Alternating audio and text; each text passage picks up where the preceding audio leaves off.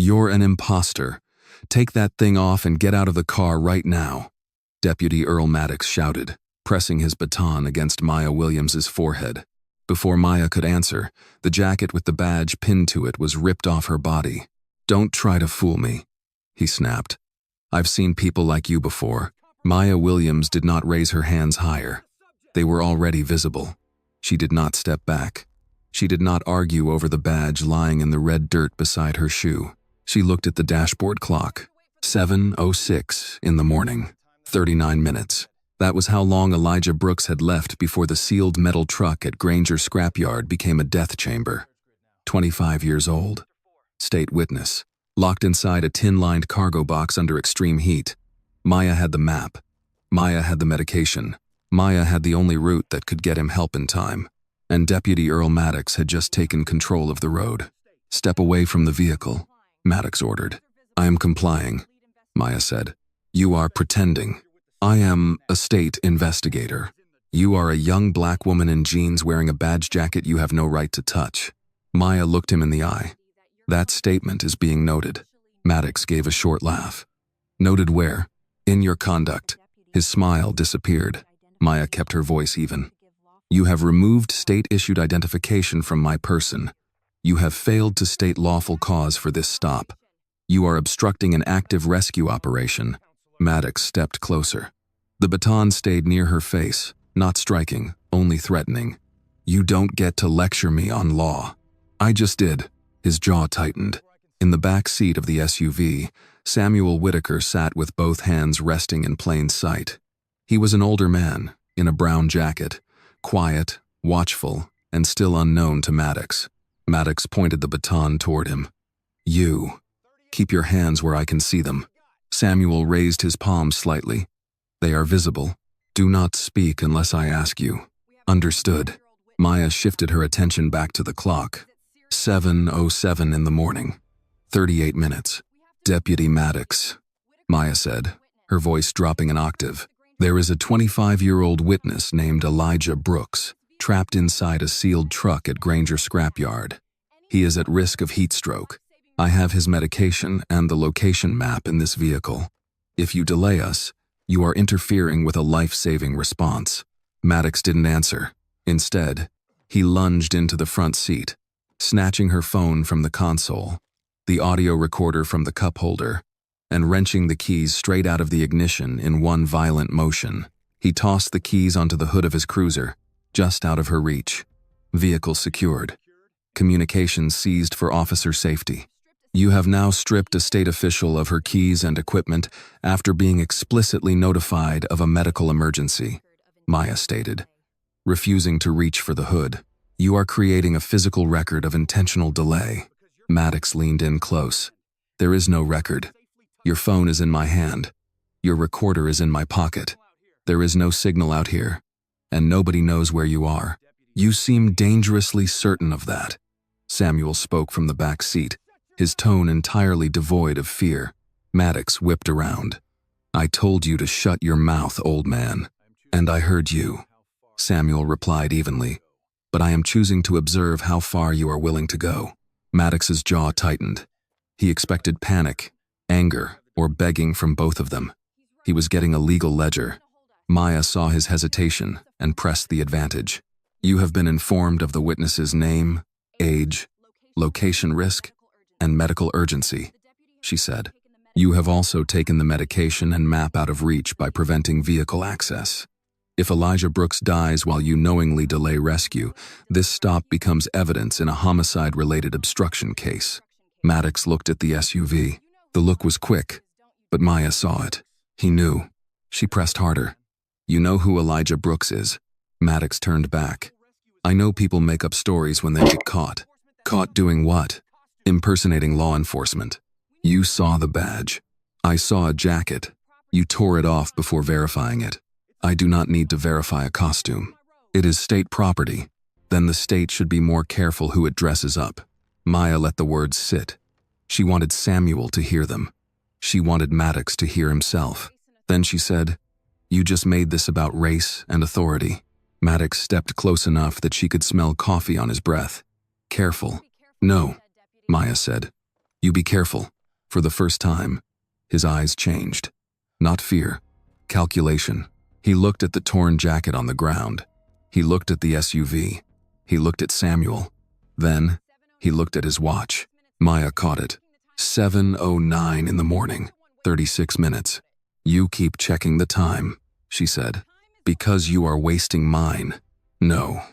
Because you know time is the weapon. Maddox's fingers tightened around the baton. Samuel's voice came again, low and controlled. Deputy, if there is a medical emergency, the lawful action is to preserve life first and verify paperwork second. Maddox faced him. You a lawyer? Samuel did not answer directly. I know the difference between procedure and concealment. Maddox opened the rear door halfway. Step out. Maya moved sharply. He is not required to exit without cause. Maddox turned on her. You do not speak for him. I speak for the record. There is no record, Maddox said again. Maya pointed her chin toward the jacket on the ground. That badge has a number. My credentials have a number. Your cruiser has a number. Your radio call will have a timestamp. There is always a record. Sometimes it just waits longer than men like you expect. Maddox shut the rear door without removing Samuel. He did not like the old man, but he liked the bag in the front passenger footwell more. He reached into the SUV and pulled it out. Maya's voice sharpened. Do not open that bag. Maddox placed it on the hood beside her keys. What is in it? State investigative material, a location map, and emergency medication. For your imaginary witness? For Elijah Brooks. At the name, Maddox paused again. Maya saw it. Samuel saw it. Maddox unzipped the bag on the cruiser's hood. Maya said, You have no warrant, no probable cause, and no consent. Maddox looked at her, his hands already pulling out the investigative folder. I have suspicion. You have exposure. He ignored her, revealing the sealed medical kit and the folded map. His eyes dropped to the handwritten ink on the margins. Granger Scrapyard, North Row, Unit 17. Maya watched his face. The arrogance didn't vanish, but his grip on the map stiffened. He knew the name. He knew the location. The medication goes with me, Maya said, stepping toward the hood. Now, Maddox slammed his palm down over the medical kit. Nothing leaves this hood until I verify what's real. Elijah Brooks is a federal protective witness, Deputy. His medical condition is documented, and your refusal to hand over that kit is being timed. Maya countered, her eyes cutting to his wrist. 35 minutes left. That is not a negotiation. That is your threshold for a civil rights homicide charge. Maddox froze, his fingers twitching against the plastic casing of the medical box. He stared down at his watch, as if the digital numbers themselves were turning against him. That is not a threat, Maya continued, holding his gaze. That is notice. Maddox slowly put the medical kit back on the hood, but not within her reach. Then, he lifted his shoulder radio. Maya knew what was coming. Not help. A story. Maddox pressed the button. Unit 12 requesting backup at Pine Hollow Cut, he said, his voice flat and official now. Possible impersonation of law enforcement. Suspicious documents located in vehicle. Driver, uncooperative. One elderly male passenger present. Scene. Under control. He released the button. The lie was now on the air.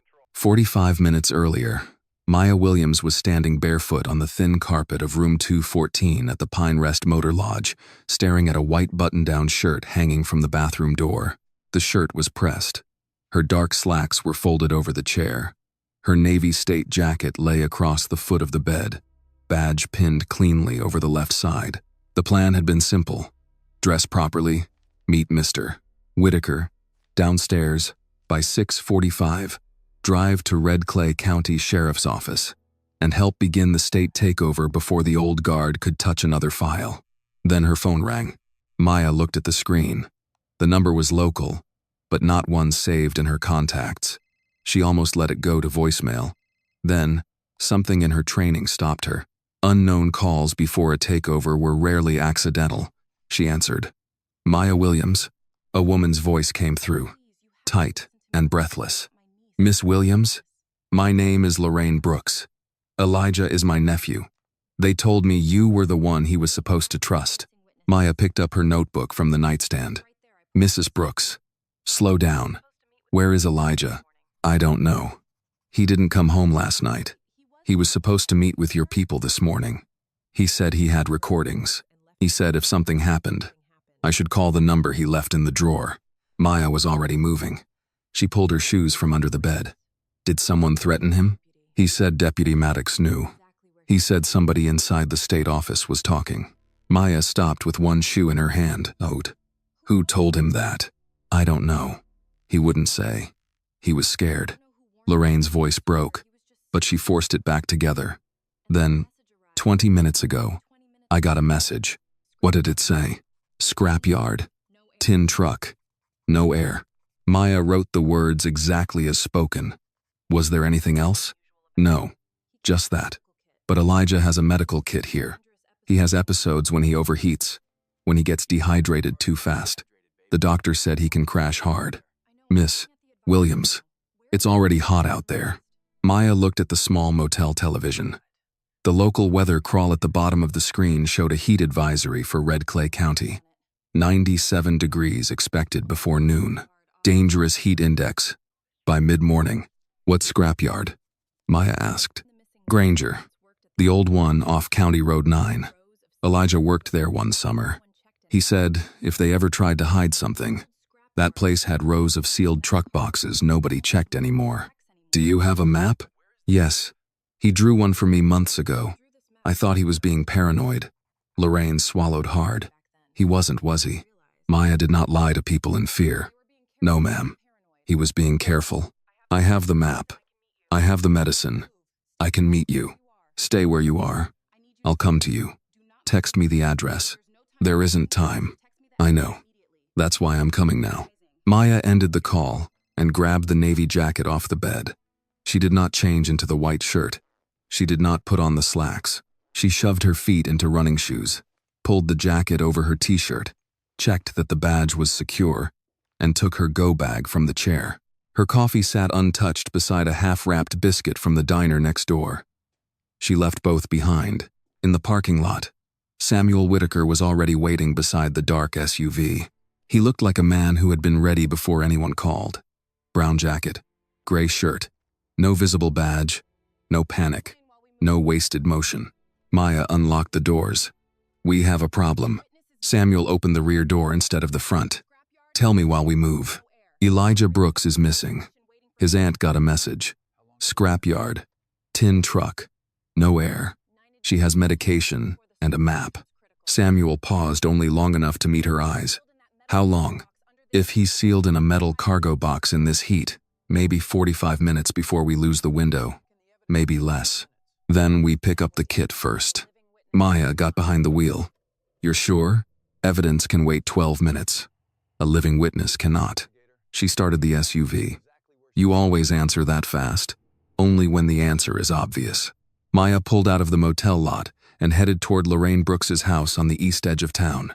She felt Samuel watching the roads intently through the side window. In a tight-knit place like Red Clay, an unfamiliar vehicle drew immediate, silent scrutiny, and they didn't have a second to waste. You think the message is real? She asked. I think whoever sent it wanted someone to find him or wanted to prove they could decide whether he was found. That's not comforting. It wasn't meant to be. Lorraine Brooks lived in a narrow yellow house with white trim and a porch swept clean enough to show pride even through fear. She was in her late 50s, maybe early 60s, wearing a floral blouse and house slippers. She came down the steps before Maya had fully stopped. You, Miss Williams? Yes, ma'am. Lorraine handed her a folded map, a small plastic medical case, and a sealed envelope. Her hands shook, but her voice stayed respectful. That kind of politeness made Maya's chest tighten. Some people had been afraid of authority so long they still said ma'am, while begging for help. This is his medicine, Lorraine said. Instructions are taped inside. He told me if he ever disappeared, give you this envelope too. Maya took it carefully. Did Elijah say who he feared most? Lorraine looked past Maya, toward the empty street, Deputy Maddox, and the men still loyal to Sheriff Breckenridge. Samuel had stepped out of the SUV but stayed near the rear door. Lorraine looked at him, uncertain. He's with me, Maya said. Samuel gave a small nod. Mrs. Brooks. She studied him a moment, as if trying to place him. You law? Samuel answered gently. Today, I'm here to make sure the right people hear the truth. Lorraine seemed to accept that because she needed to. She turned back to Maya. Bring him home. Maya put the medical case into her bag, slid the map into the outer pocket, and zipped everything tight. I will do everything I can. Lorraine gripped her wrist. No, don't say it like the county says it. They always say they'll do what they can, and then nothing happens. Maya held her gaze. Then I'll say it plain. I'm going to find him. Lorraine let go. If Maya's courage touches your heart, please, like this video. She is not just a state investigator in this story. She is a black woman standing alone against a corrupt deputy, carrying the only map, the only medicine, and the only chance Elijah has left. Just minutes after making this promise, Maya will be stopped, threatened, stripped of her badge jacket, and cut off from help. But she still refuses to abandon the man trapped in that sealed truck. Comment where you are watching from, your city, state, or country, because someone near you might be watching Maya's fight for justice too. Back in the SUV, Maya opened the map over the steering wheel. Elijah had drawn the scrapyard in careful lines.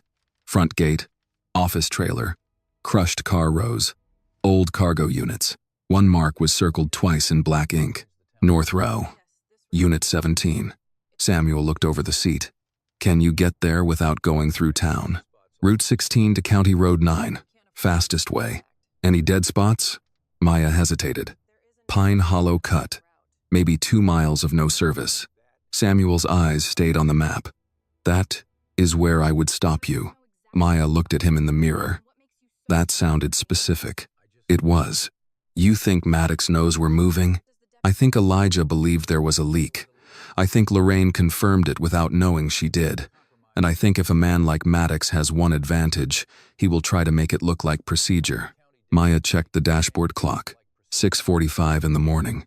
45 minutes. She put the SUV in gear. If we hit Pine Hollow and he's there, Samuel leaned back, calm and unreadable. Then we learn how much he knows before he learns who I am. Maya did not like that answer. It meant risk. It meant letting Maddox talk.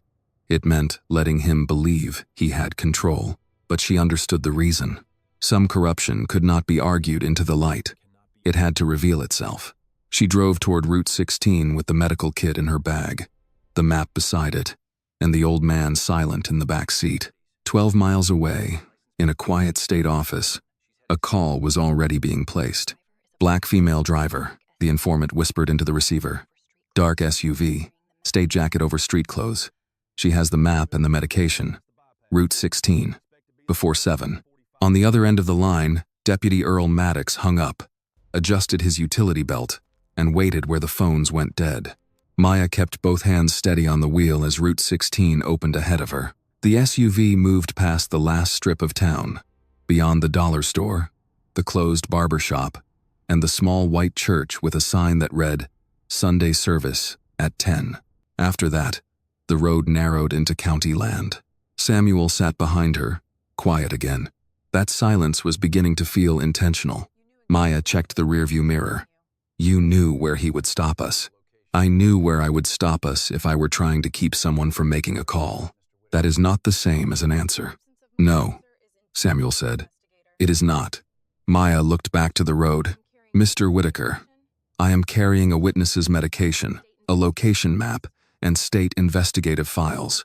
If there is something I need to know before we hit Pine Hollow, now would be the time. Samuel folded his hands over one knee. What you need to know is this. If we are stopped, you do not escalate. You do not reach suddenly. You do not argue with his temper. You put facts on the record. If there is no signal, there may be no record. There is always a record.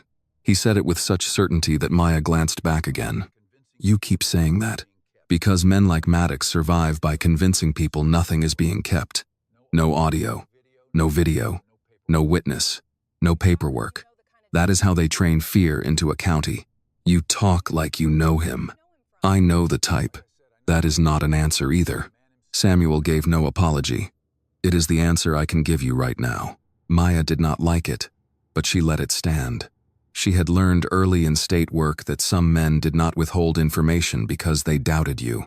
Some withheld it because too many ears had already proven unsafe. The sealed envelope from Lorraine Brooks lay on the passenger seat beside the map. Maya wanted to open it, but there was no time. She kept driving. The dashboard clock read 6:51 in the morning, 39 minutes until the edge of the medical window Elijah's aunt had warned her about. Maybe more, maybe less. Maya refused to depend on luck. Luck was what people called it when systems failed and someone survived anyway. Samuel leaned forward slightly. Tell me about Brooks. Elijah is 25, worked part-time at Granger Scrapyard after high school. Later took a maintenance job at the county records annex. That is how he saw the missing complaint files. He stole them? No. He copied index numbers, dates, names, enough to prove the files existed before they disappeared. And the recordings? He told the task force he had audio of Maddox and two deputies discussing which body cam files needed to go bad before the takeover. Samuel's face did not change. Did he name Breckenridge? Not directly. But the old sheriff's name is everywhere around this. Even out of office, people still act like he signs their paychecks. In counties like this, power does not leave with a resignation letter. Maya tightened her grip on the wheel. You sound like you have seen that before. I have. Where? Samuel looked out the window. Places that thought a badge could cover rot if the flag outside was clean enough. Maya almost asked again who he really was. She stopped herself. He would tell her when he intended to. Not 1 second sooner. The SUV passed a small roadside diner with two pickups parked outside. An older black man in a work cap stood near the entrance, holding a paper cup of coffee. He watched the state jacket on Maya's shoulders as the SUV went by. His expression was not surprise. It was concern. People in Red Clay knew what it meant when someone official drove fast before 7 in the morning. Maya saw Samuel notice him. This county knows, she said. Yes, but knowing has not helped them. Knowing without protection can become another form of punishment. That stayed with her. 6:55. 35 minutes. Maya pressed the accelerator a little harder, still within the limit. She could not give any deputy a clean reason to stop her. Not today. Not with Elijah waiting in a metal box and Maddox's name sitting inside her bag. Samuel reached into the inner pocket of his brown jacket and touched something, then let his hand rest again. Maya caught the movement. Weapon? No. Badge? No. Then what? Insurance. She exhaled once through her nose. That is comforting in the least comforting way possible. Samuel almost smiled. I have been told that before. The road sign for Pine Hollow Cut appeared ahead, bent at one corner, paint faded by years of sun. Maya's phone, mounted near the dashboard, dropped from 2 bars to 1. She glanced at Samuel in the mirror. He nodded. We are close. Once we lose service, if anything happens, we push through. If Maddox blocks you, I ask for cause. I state the emergency. I demand he contact dispatch. And if dispatch is part of the problem, then I make him say no. Samuel's eyes sharpened. Good. Maya looked at him. This is a test? No. It is a trap. I am making sure you survive the first 5 minutes of it. The words landed cold and practical. Maya did not answer. She checked the map again in her mind. Pine Hollow Cut, then County Road 9, then the service entrance to Granger Scrapyard. If they cleared the dead zone fast, they could still reach Elijah with enough time for the medication. Her phone dropped to no service. 6:58, 32 minutes. A white county cruiser appeared behind them. It did not come from a side road. It had been waiting on the shoulder beneath a stand of trees, angled for pursuit. As soon as Maya's SUV passed, the cruiser pulled out. Samuel did not turn around immediately. He watched Maya's face in the mirror. Do not speed up. I'm not. Do not slow down too much. I know. The cruiser followed close. No lights yet. Just pressure. Close enough to make its presence known. Close enough to tell her this was not routine.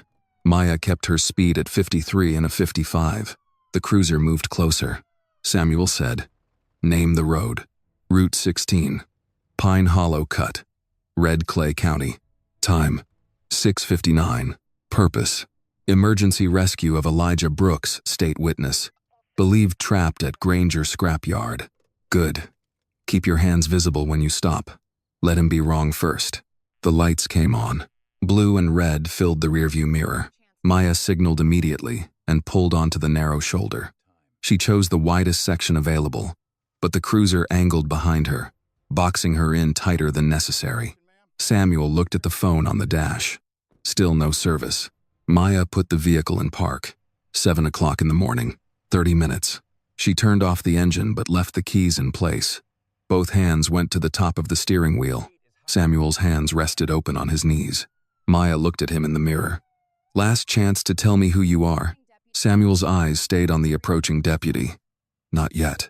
Deputy Earl Maddox stepped out of the cruiser and adjusted the baton at his side before he ever reached for his radio. He walked toward Maya's window with the confidence of a man arriving at a scene he had already written in his head. Maya lowered the window halfway. Maddox bent just enough to look at her jacket, then at her jeans, then at her face. No greeting. No reason for the stop. No request for license. Only a slow, satisfied look. Well, he said, looks like the state is hiring costumes now. Maya kept her voice level. Good morning, deputy. Please state the legal reason for this stop. Maddox smiled. Step out of the vehicle. Please state the legal reason. His hand moved to the baton. Samuel watched from the back seat. Silent. Maddox's smile vanished. I said, step out. Maya opened the driver's door slowly, keeping her left hand visible on the frame and her right hand raised near her shoulder. She knew the rules. She had taught younger officers the rules. Do not move fast. Do not reach. Do not let anger give a dishonest man the report he wants to write. Maddox took one step back, not to give her room, but to make her feel watched. His eyes moved from the badge on her navy jacket to the jeans beneath it. Turn around, he said. For what purpose? For my safety. I have made no threat. You are wearing a badge in my county. It is state-issued identification. It is a jacket. It has a badge number. Maddox tilted his head. You always talk this much during a traffic stop? You have not identified this as a traffic stop. You have not stated a violation. He leaned closer. You want a violation? I'll give you one.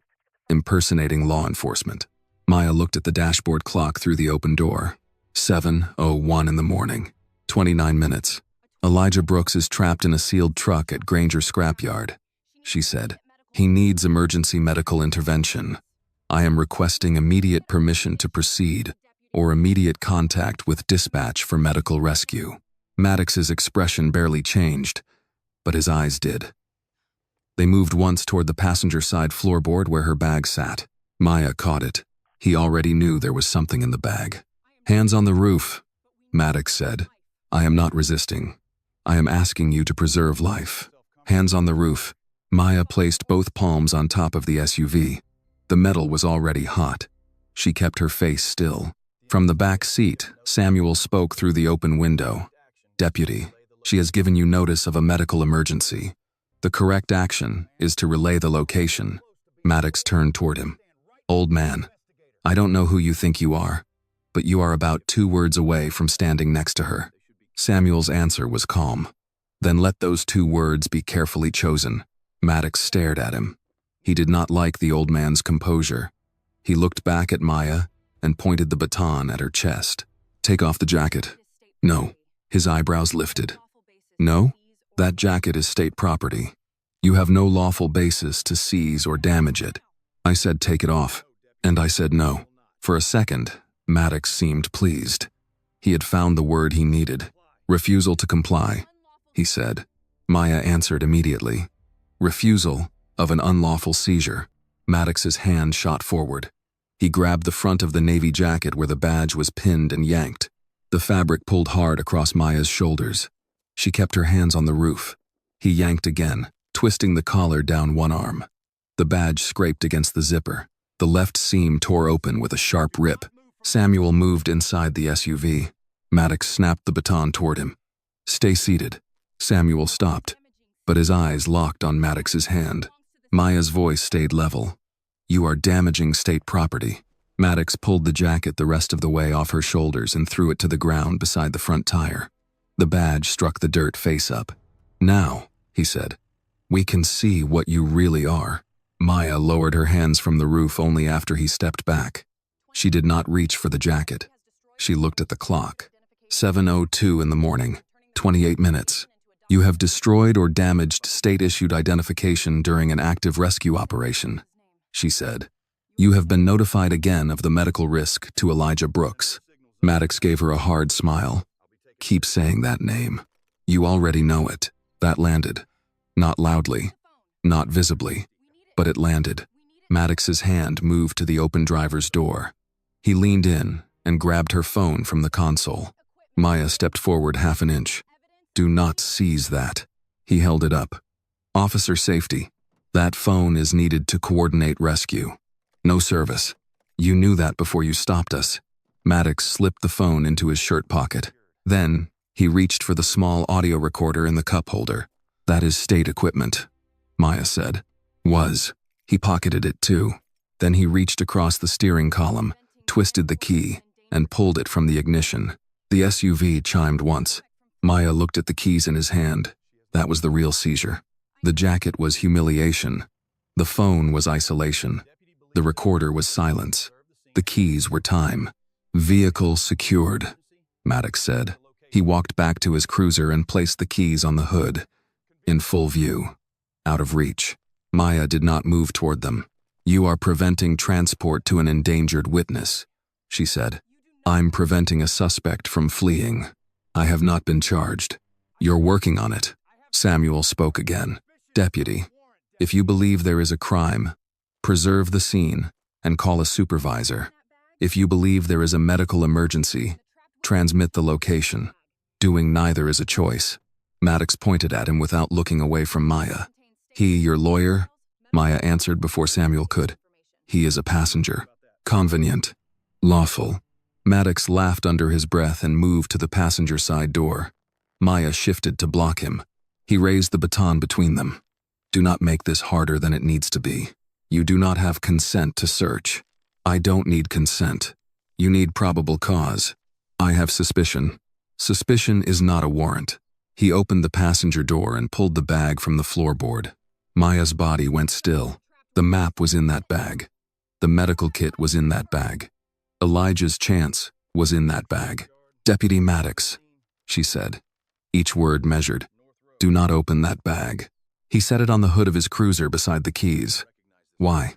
Something in here I shouldn't see? State investigative files. Medical supplies. Rescue location information. Sounds suspicious. It sounds urgent. Maddox unzipped the bag. Maya looked at Samuel. For the first time, she wanted him to reveal whatever he was holding back. He did not. His face remained controlled, but his right hand had moved near the inside of his jacket. Maddox removed the top folder and flipped it open. His eyes scanned too quickly at first. Then, slower, Maya saw the exact moment he found his own name. Deputy Earl Maddox. Repeated civil rights complaints. Missing body cam references. Witness contact. Elijah Brooks. His mouth tightened. He reached deeper and pulled out the sealed medical kit. Maya stepped closer. That kit goes to Elijah Brooks. Maddox placed one hand flat on top of it. Nothing goes anywhere until I know what game you're playing. The game is over if he dies. Maddox pulled out the folded map. He opened it and saw the handwritten notation. Granger Scrapyard, North Row, Unit 17. His eyes stayed on that line. 7:04 in the morning, 26 minutes. You recognize the location, Maya said. No. You paused. I read. You knew to stop us before I said Granger. Maddox folded the map once, slowly. You are making a lot of accusations for someone who looks like she borrowed that badge this morning. Maya looked down at the jacket in the dirt. You threw away the easiest way to verify me. I verified enough. No. You confirmed your bias. His face hardened. Careful with that word. Bias? With all of them. Samuel leaned forward slightly. Deputy, the map identifies a live witness. The medical kit may be necessary to keep him alive.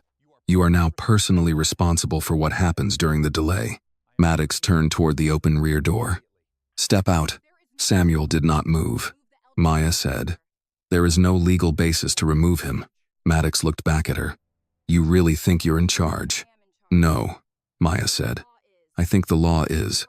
That seems to be the part troubling you." Maddox picked up his shoulder radio. He did not call medical rescue. He did not report the witness. He did not ask dispatch to verify Maya's credentials. Instead, he looked at the bag, the jacket, the keys, and the old man in the back seat. Then he pressed the button. "Unit 12 to County Dispatch," he said. "Need additional unit at Pine Hollow Cut. Possible state impersonator detained. Suspicious files recovered. Elderly male passenger refusing instructions. Send Deputy Vance." He released the radio and looked at Maya. "There," he said. "Now we have a record." The first thing Maya noticed after Maddox's second radio call was the way he kept the map folded under his palm. Not the folder, not the medical kit, the map. He could have tossed it back into the bag if he believed it meant nothing. He could have laughed it off, called it fake, used it as another excuse to mock her. Instead, he held it down on the cruiser hood as if the paper itself might run. Maya watched his fingers press against the crease where Elijah had written North Row, Unit 17. "You are still holding the location," she said. Maddox did not look up. "I'm holding possible evidence. You are holding directions to a trapped witness. I heard your story the first time.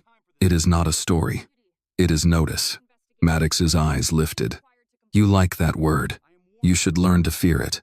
His mouth tightened, but he said nothing. Maya turned her head just enough to see the SUV's dashboard clock through the windshield. 7:05 in the morning, 25 minutes. She forced herself not to count faster than time moved. Panic would not open the truck. Anger would not get the medication back. Maddox was waiting for either one. He wanted her reaching, shouting, lunging, giving him a reason to put her on the ground and write the rest of the report his way. She gave him none of it. Samuel remained seated in the back of the SUV, hands visible. He had not asked for the medical kit again. He had not raised his voice, but Maya could feel his attention on every object Maddox had separated from them. Keys, phone, recorder, bag, map, medication, jacket, a controlled scene. That was what Maddox wanted. A controlled clock. That was what he needed. Maddox opened the investigative folder again. He flipped past the cover sheet, past the state seal, past the warning label about restricted investigative material. His thumb stopped halfway down the second page. Maya knew that page. Complaint summaries, traffic stops, missing camera files, patterns by race, names of deputies attached to each event. The name Earl Maddox appeared more than once. "You put my name in this?" he asked. "I did not put your name anywhere it had not already placed itself." "Cute. Accurate." He looked down again. "You people really think paperwork makes you powerful?" "No," Maya said. "Paperwork makes lies harder to bury." Maddox closed the folder, but not before Samuel spoke from the rear seat. "Careful with that file, deputy. Chain of custody will matter." Maddox turned. "You keep talking like you have standing here." Samuel's expression did not change. "I have ears." "You got a badge?" "No." "A warrant?" "No." "Then what you have is a seat in somebody else's mess." Samuel nodded slightly. "That is one way to misunderstand it." Maddox moved toward the SUV's rear door again. Maya shifted half a step, but he raised the baton. "Don't," he said. Maya stopped. "He is an elderly passenger. He has not interfered."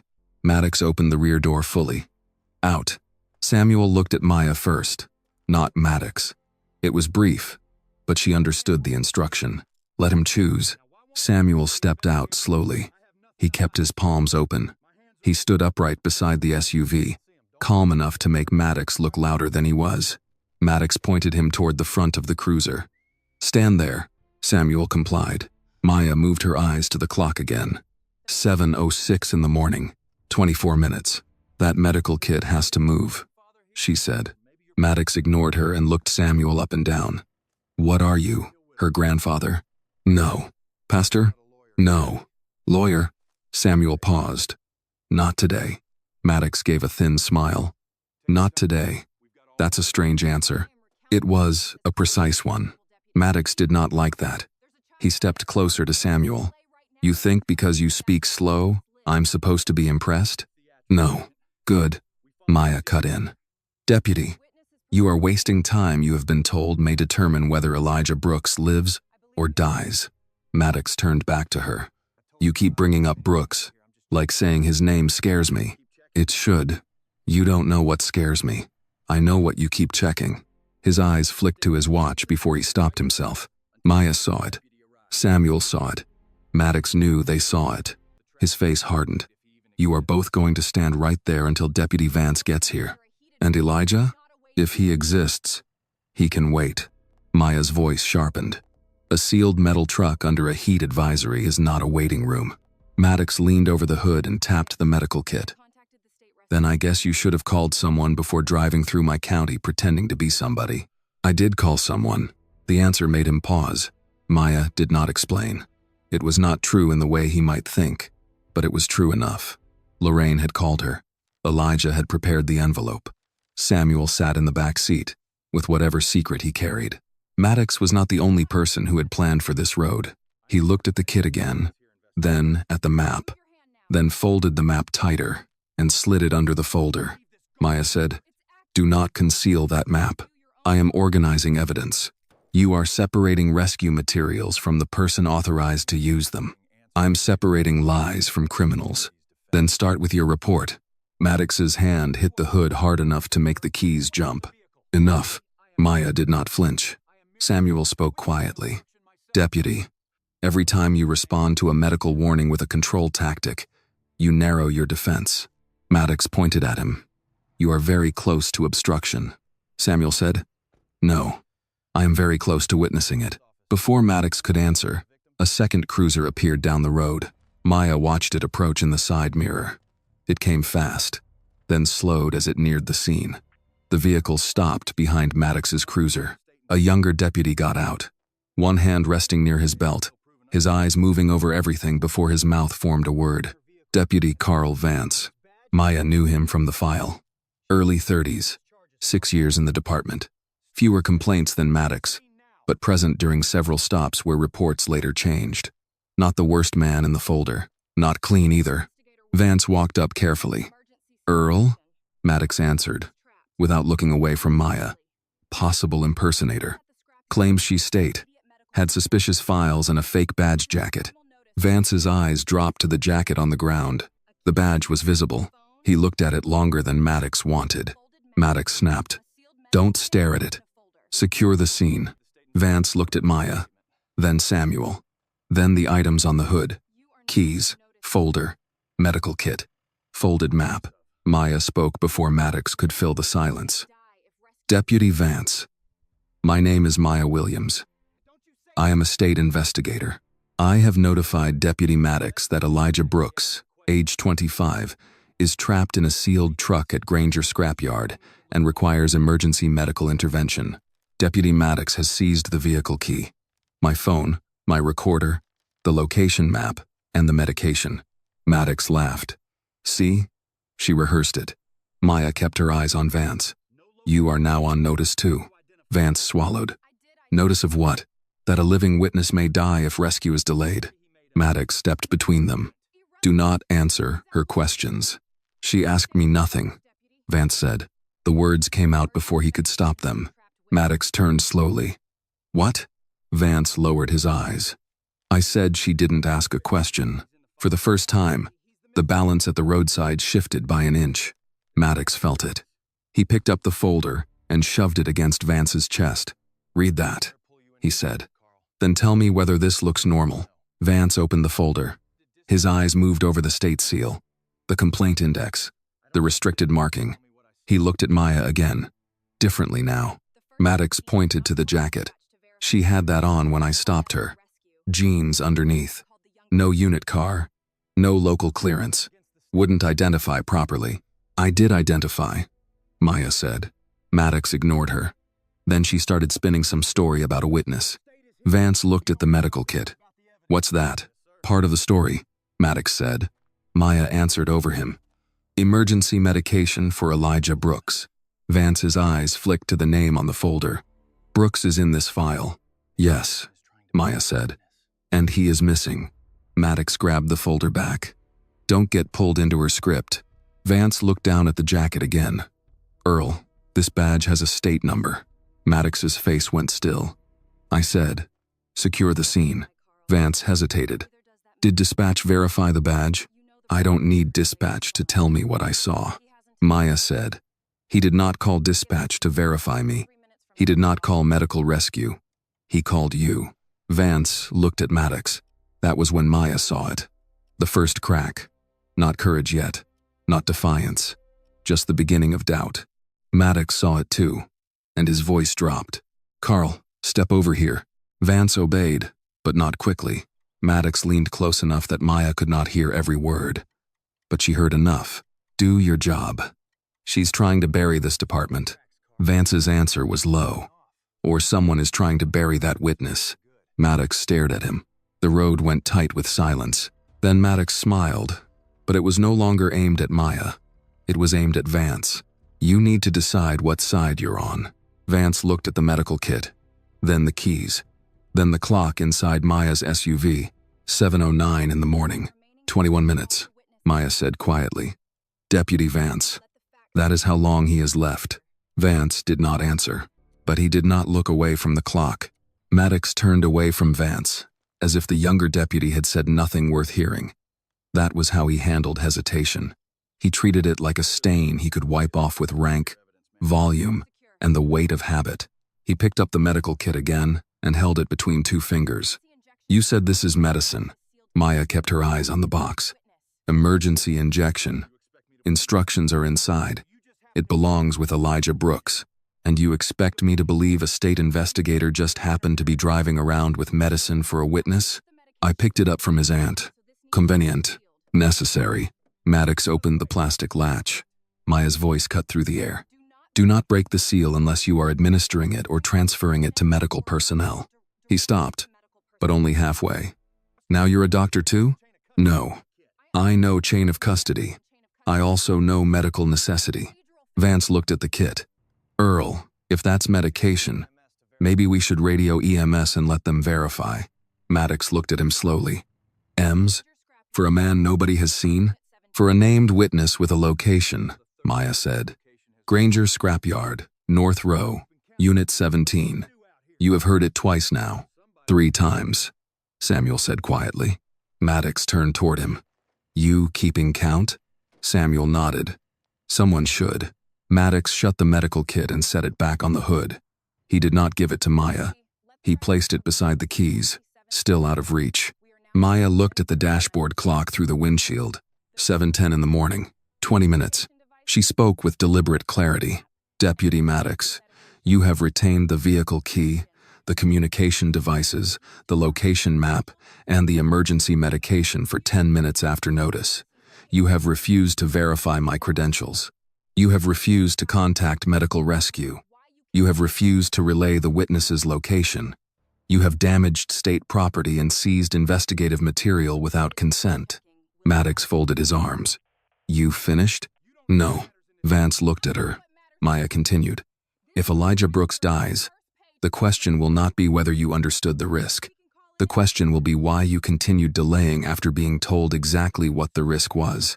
Maddox smiled, but his eyes moved to his watch again. Vance saw it this time. Samuel saw Vance see it. Maya did too. You keep looking at the time, Maya said. That will matter. Maddox's smile vanished. You don't know what matters in this county. I know what matters in court. This road isn't court. No, Maya said. This road is where you are building the case against yourself. Vance shifted his weight. Earl, we can call it in. It doesn't hurt us to call it in. Maddox rounded on him. It hurts this department when we let every outsider with a fake jacket tell us how to run a scene. Maya said. The jacket was real. Maddox pointed at the torn fabric lying near the SUV. That is not real authority. Then why did you need to tear it off? The question landed cleanly. Vance looked down at the jacket again. The badge number was visible through the dirt. Maddox saw his attention and stepped in front of it. Carl, go run her name through dispatch. Maya responded immediately. Dispatch has no signal from my phone, but your radio works. Ask them to verify through the state office. Maddox gave Vance a look. Run it local. Local will not verify state task force assignment, Maya said. Local is what matters here. No, Samuel said. Local is what failed here. Maddox pointed at him. One more word. Samuel said nothing more, but his silence was not surrender. It made Maddox more agitated than an argument would have. Vance stepped toward his cruiser. Maddox followed him 2 steps and lowered his voice. You run her as a suspect. You do not call the state. You do not repeat that scrapyard nonsense over the radio. Vance paused. Why not? Because I said so. That's not a reason. Maddox's face tightened. It's the only reason you need, if you want to keep wearing that uniform. Vance looked back toward Maya. She was watching him, not pleading, not performing fear, just watching. That made it worse. If she had begged, he could have hidden behind pressure. If she had shouted, he could have hidden behind procedure. Her control left him alone with the facts. He walked to his cruiser and lifted the radio. Dispatch, Unit 17. Maddox's head snapped toward him. Vance continued, careful, but audible. Requesting license and credential check on Maya Williams. Possible state affiliation. Maddox strode toward him. I told you local. Vance lowered the radio slightly. I said possible state affiliation. That's accurate. Maddox stopped close to him. You getting confused? Vance did not answer. Dispatch crackled back with static, then a woman's voice. Unit 17, repeat name. Vance repeated it. Maddox grabbed the microphone from his hand. Dispatch, hold that request. Scene is not secure. Stand by for further. He released the button and shoved the radio back against Vance's chest. Maya said, You just interrupted credential verification. Maddox turned. Because the scene is not secure. The scene is insecure because you are altering it. His eyes narrowed. Altering? You removed my jacket, seized my devices, took my keys, opened my bag, handled the medical kit, unfolded the map, and interrupted verification. Your own conduct is the contamination. Vance looked at the cruiser hood. The folder was open. The map had been handled. The medical kit had moved twice. The keys had not been tagged. The recorder was in Maddox's pocket. None of it had been logged. He knew enough procedure to know Maya was right. Maddox saw him thinking. Carl, don't let her talk you into something stupid, Maya said. Stupid would be standing here when a witness is running out of air. Maddox faced her again. You keep saying he's running out of air. Maybe he isn't. Then call rescue and prove me wrong. Maybe there is no truck. Then send a unit and prove me wrong. Maybe he made it up. Then he can be interviewed alive. Samuel added. Every lawful path leads to sending help. Only one path requires delay. Maddox snapped. I told you to stay out of this. Samuel looked at him. You keep making that impossible. Maddox's hand moved toward the folder. He pulled out one page and held it up. This is what this is really about, isn't it? Complaints. Old paperwork. People angry about tickets. That's what you came here with. Maya's voice stayed cold. Those complaints are why Elijah is a target. These. Maddox shook the page. These are garbage. They are sworn complaints. They are dismissed complaints. Buried is not dismissed. He tore the page in half. Vance's eyes widened. Earl. Maddox tore it again and let the pieces fall onto the cruiser hood. Maya did not move, but her voice sharpened. Destroyed after notice. 7:12 in the morning. 18 minutes remaining. Maddox froze for a fraction of a second. Stop counting. No, I said. Stop. You are destroying civil rights evidence connected to a witness in medical danger. The time matters. Maddox leaned toward her. You think you can scare me with words? I think your watch already did. His hand curled over the torn pieces of paper. For the first time, his control looked forced. Vance stepped forward. Earl, we need to stop. We need to call this in. Maddox turned on him. We are not calling anything in until I know what she has. You know what she has, Vance said.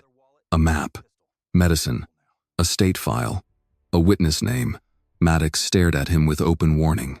Careful, Carl. The word echoed the way he had said it to Maya earlier. This time, Vance heard it differently. Not as advice, as a threat. Maya looked at the clock. 7:13 in the morning. 17 minutes. She spoke to Vance now. Deputy, if you understand the risk and help him delay, you become part of the delay. That is not loyalty. That is exposure. Maddox slapped the folder shut. Do not answer her. Vance swallowed. She's right about one thing. Maddox stepped closer. What did you say? Vance forced the words out. If there's even a chance Brooks is in that yard, we should send help. Maddox's face went flat. There is no Brooks, until I say there is. Maya's eyes locked on him. Samuel's hand moved slightly inside his jacket. Vance heard the sentence too. He looked at Maddox as if seeing him for the first time. Maddox realized what he had said. He reached for the map, folded it tighter, and pushed it beneath the folder. Maya said, You just claimed authority over whether a witness exists. Maddox lifted the folder and the map together. I'm done. Listening. He turned toward the cruiser, carrying the documents away from the hood. Maya stepped forward one pace. Where are you taking that? Maddox did not stop. To secure evidence. Samuel's voice followed him. Or destroy what points to Granger's scrapyard. Maddox stopped. He did not turn around. For 3 seconds, no one spoke. Then the radio on Vance's shoulder crackled. Unit 17. Dispatch. State office is requesting status on credential verification. Advise if you need state contact. Vance reached for his radio. Maddox turned fast. Do not touch that. Vance's hand stopped halfway. Maya looked at the clock again. 7:14 in the morning. 16 minutes. The medical kit sat on the hood, still out of reach. The keys sat beside it. The map was in Maddox's hand. And for the first time since the stop began, Deputy Carl Vance looked less afraid of disobeying Maddox than of obeying him. Vance's radio stayed silent in his hand because Maddox had ordered silence louder than dispatch had asked for an answer. Maya watched the younger deputy's fingers tighten around the microphone. He was close. Not to bravery, not yet, but to the edge of a decision he could no longer avoid. Maddox saw it too. Carl, he said, his voice low. Look at me. Vance looked. You are standing on a county scene with a possible impersonator, suspicious documents, and an unidentified passenger. You follow my lead until this is secure. Maya answered before Vance could. A scene becomes unsecured when the ranking officer on it refuses verification, refuses medical response, and removes the location of an endangered witness. Maddox turned toward her. You are not ranking anything here. I am not claiming rank over your department. I am stating facts you have already created. You don't know what I created. You created a stop with no stated cause. You created a seizure with no consent. You created a delay after medical notice. You created a false radio report. Then you tore civil rights evidence after being told the witness connected to it may die. Vance looked at the torn page on the hood. Maddox followed his eyes and immediately swept the pieces together with one hand. Old complaint. Dismissed. Then preserve it, Maya said. He looked up. If it is meaningless, preserve it. If it is false, preserve it. If it helps you, preserve it. Maddox's hand closed around the torn pieces. You don't tell me how to handle evidence. No, Maya said. But a court will. Samuel shifted slightly beside the SUV. And so will chain of custody. Maddox faced him. You want to join her? Samuel's answer came without pause. In preserving a witness's life? Yes. Maddox took one step toward him, then stopped himself. He was beginning to understand that Samuel was not frightened in the way he expected older men to be frightened. When a deputy stepped close, Samuel did not lean back. He did not raise his hands higher. He did not try to explain himself. He simply waited. That kind of waiting made Maddox uneasy. Maya used the moment. 7:15 in the morning. 15 minutes. Vance closed his eyes for half a second. Maddox rounded on her. Stop saying the time. Why? Because it doesn't mean what you think it means. It means you have been told. It means you are choosing. It means if Elijah Brooks dies, No one will be able to say you didn't understand the risk. Maddox lifted the folded map. Maybe this map is wrong. Then send someone and prove it. Maybe Brooks isn't there. Then send someone and prove it. Maybe he walked away. Then send someone and prove it. Maybe he was never taken. Maya's voice hardened. Then why did you know to stop the SUV carrying his medication? The question cut too cleanly. Vance looked at Maddox. Samuel looked at Maddox. Maddox looked at no one for 1 second too long. Then he changed tactics. He walked to the hood of his cruiser, set the folder down, and pulled a blank incident form from a metal clipboard inside his driver's door. He laid it flat beside the medical kit and clicked a pen. Maya watched his hand. What is that? Your way out. I did not ask for one. You should have. Maddox wrote quickly, then turned the form toward her. You sign this, and this stays simple. Maya did not touch it. Read it. You can read. Read it aloud. His eyes narrowed. Samuel said, If it is truthful, reading it should not trouble you. Maddox gave Samuel a long look, then picked up the form. Statement of voluntary compliance. Driver acknowledges she was operating a vehicle through Red Clay County while displaying unverified law enforcement markings. Driver voluntarily surrendered items for officer safety and admits no confirmed emergency existed at the time of stop. Maya stared at him. That is false. It is clean. It is false. It keeps you from being booked as an impersonator. You cannot trade a false statement for my liberty. Maddox tapped the pen on the paper. I can make your morning much worse. You already made it a criminal record. He leaned in. Sign it. No. Maddox turned to Samuel. Then he signs. Samuel did not move. What am I signing? Maddox pulled a second form from the clipboard. He wrote faster this time. His words harder, less neat. Passenger statement. You confirm Miss Williams did not identify herself properly, removed her own jacket during the encounter, and made unsupported claims about an alleged witness. Samuel looked at the paper. That is not a statement. That is fiction. It becomes a statement when you sign it. It becomes evidence of coercion when you demand it. Maddox's face tightened. You people keep using big words for a roadside stop, Maya said, because you keep committing bigger crimes. Vance took a step forward. Earl, don't do this. Maddox turned on him. Do what? Make them sign something that didn't happen. Maddox laughed once, but there was no humor in it. You think this is your academy ethics class? No, Vance said. His voice was still quiet, but it did not break. I think she's right. We should call medical rescue. Maddox pointed the pen at him. You are not thinking. You are reacting because she knows how to talk. She has a name, a location, a medical kit. She has a story. Vance looked at the map under Maddox's hand. Then, why won't you let dispatch check it? Maddox's eyes hardened. Because I know what happens when outsiders get a county tangled in their paperwork. Men lose jobs. Families lose pensions. Departments get dragged through the mud because people like her need a headline. Maya looked at him. There it is. What? The motive. I just told you what you are doing. No, Maya said. You told us what you are protecting. The pen stopped moving between Maddox's fingers. 7:16 in the morning. 14 minutes. Maya said the time before he could speak. 14 minutes. Maddox slammed the pen onto the hood. Sign the form. No. He moved the paper closer to her. Sign it. And maybe I remember which truck he's in. The words came out low, meant for her. But the road was too still, and Vance was too close. Vance's head lifted. Samuel's eyes fixed on Maddox. Maya's voice dropped. You just admitted knowledge of the witness's location. Maddox went still. Then he smiled too late. I said maybe. That's not knowledge. You referenced the truck before confirming whether he existed. You put the idea in my head. No. I put the location on the record. You put yourself inside it. Vance backed away half a step, not from fear of Maya, but from the realization of what Maddox had just done.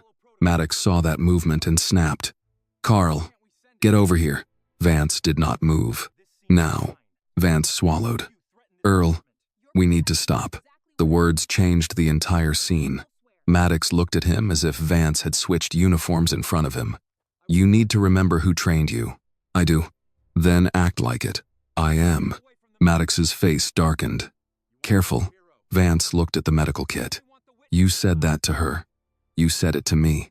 You say it whenever someone gets too close to the truth. Maddox stepped toward him. You are confused.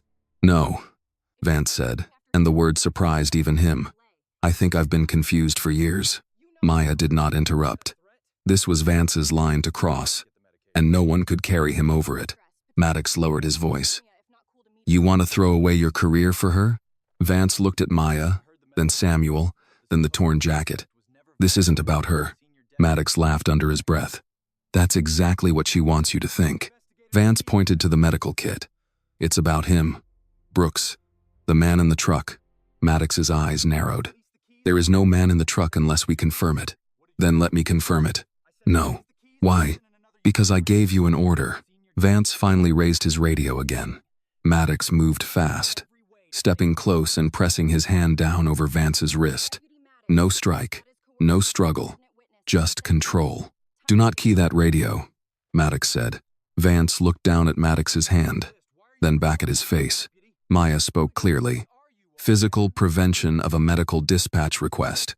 7:17 in the morning. 13 minutes. Maddox pulled his hand back as if the words had burned him.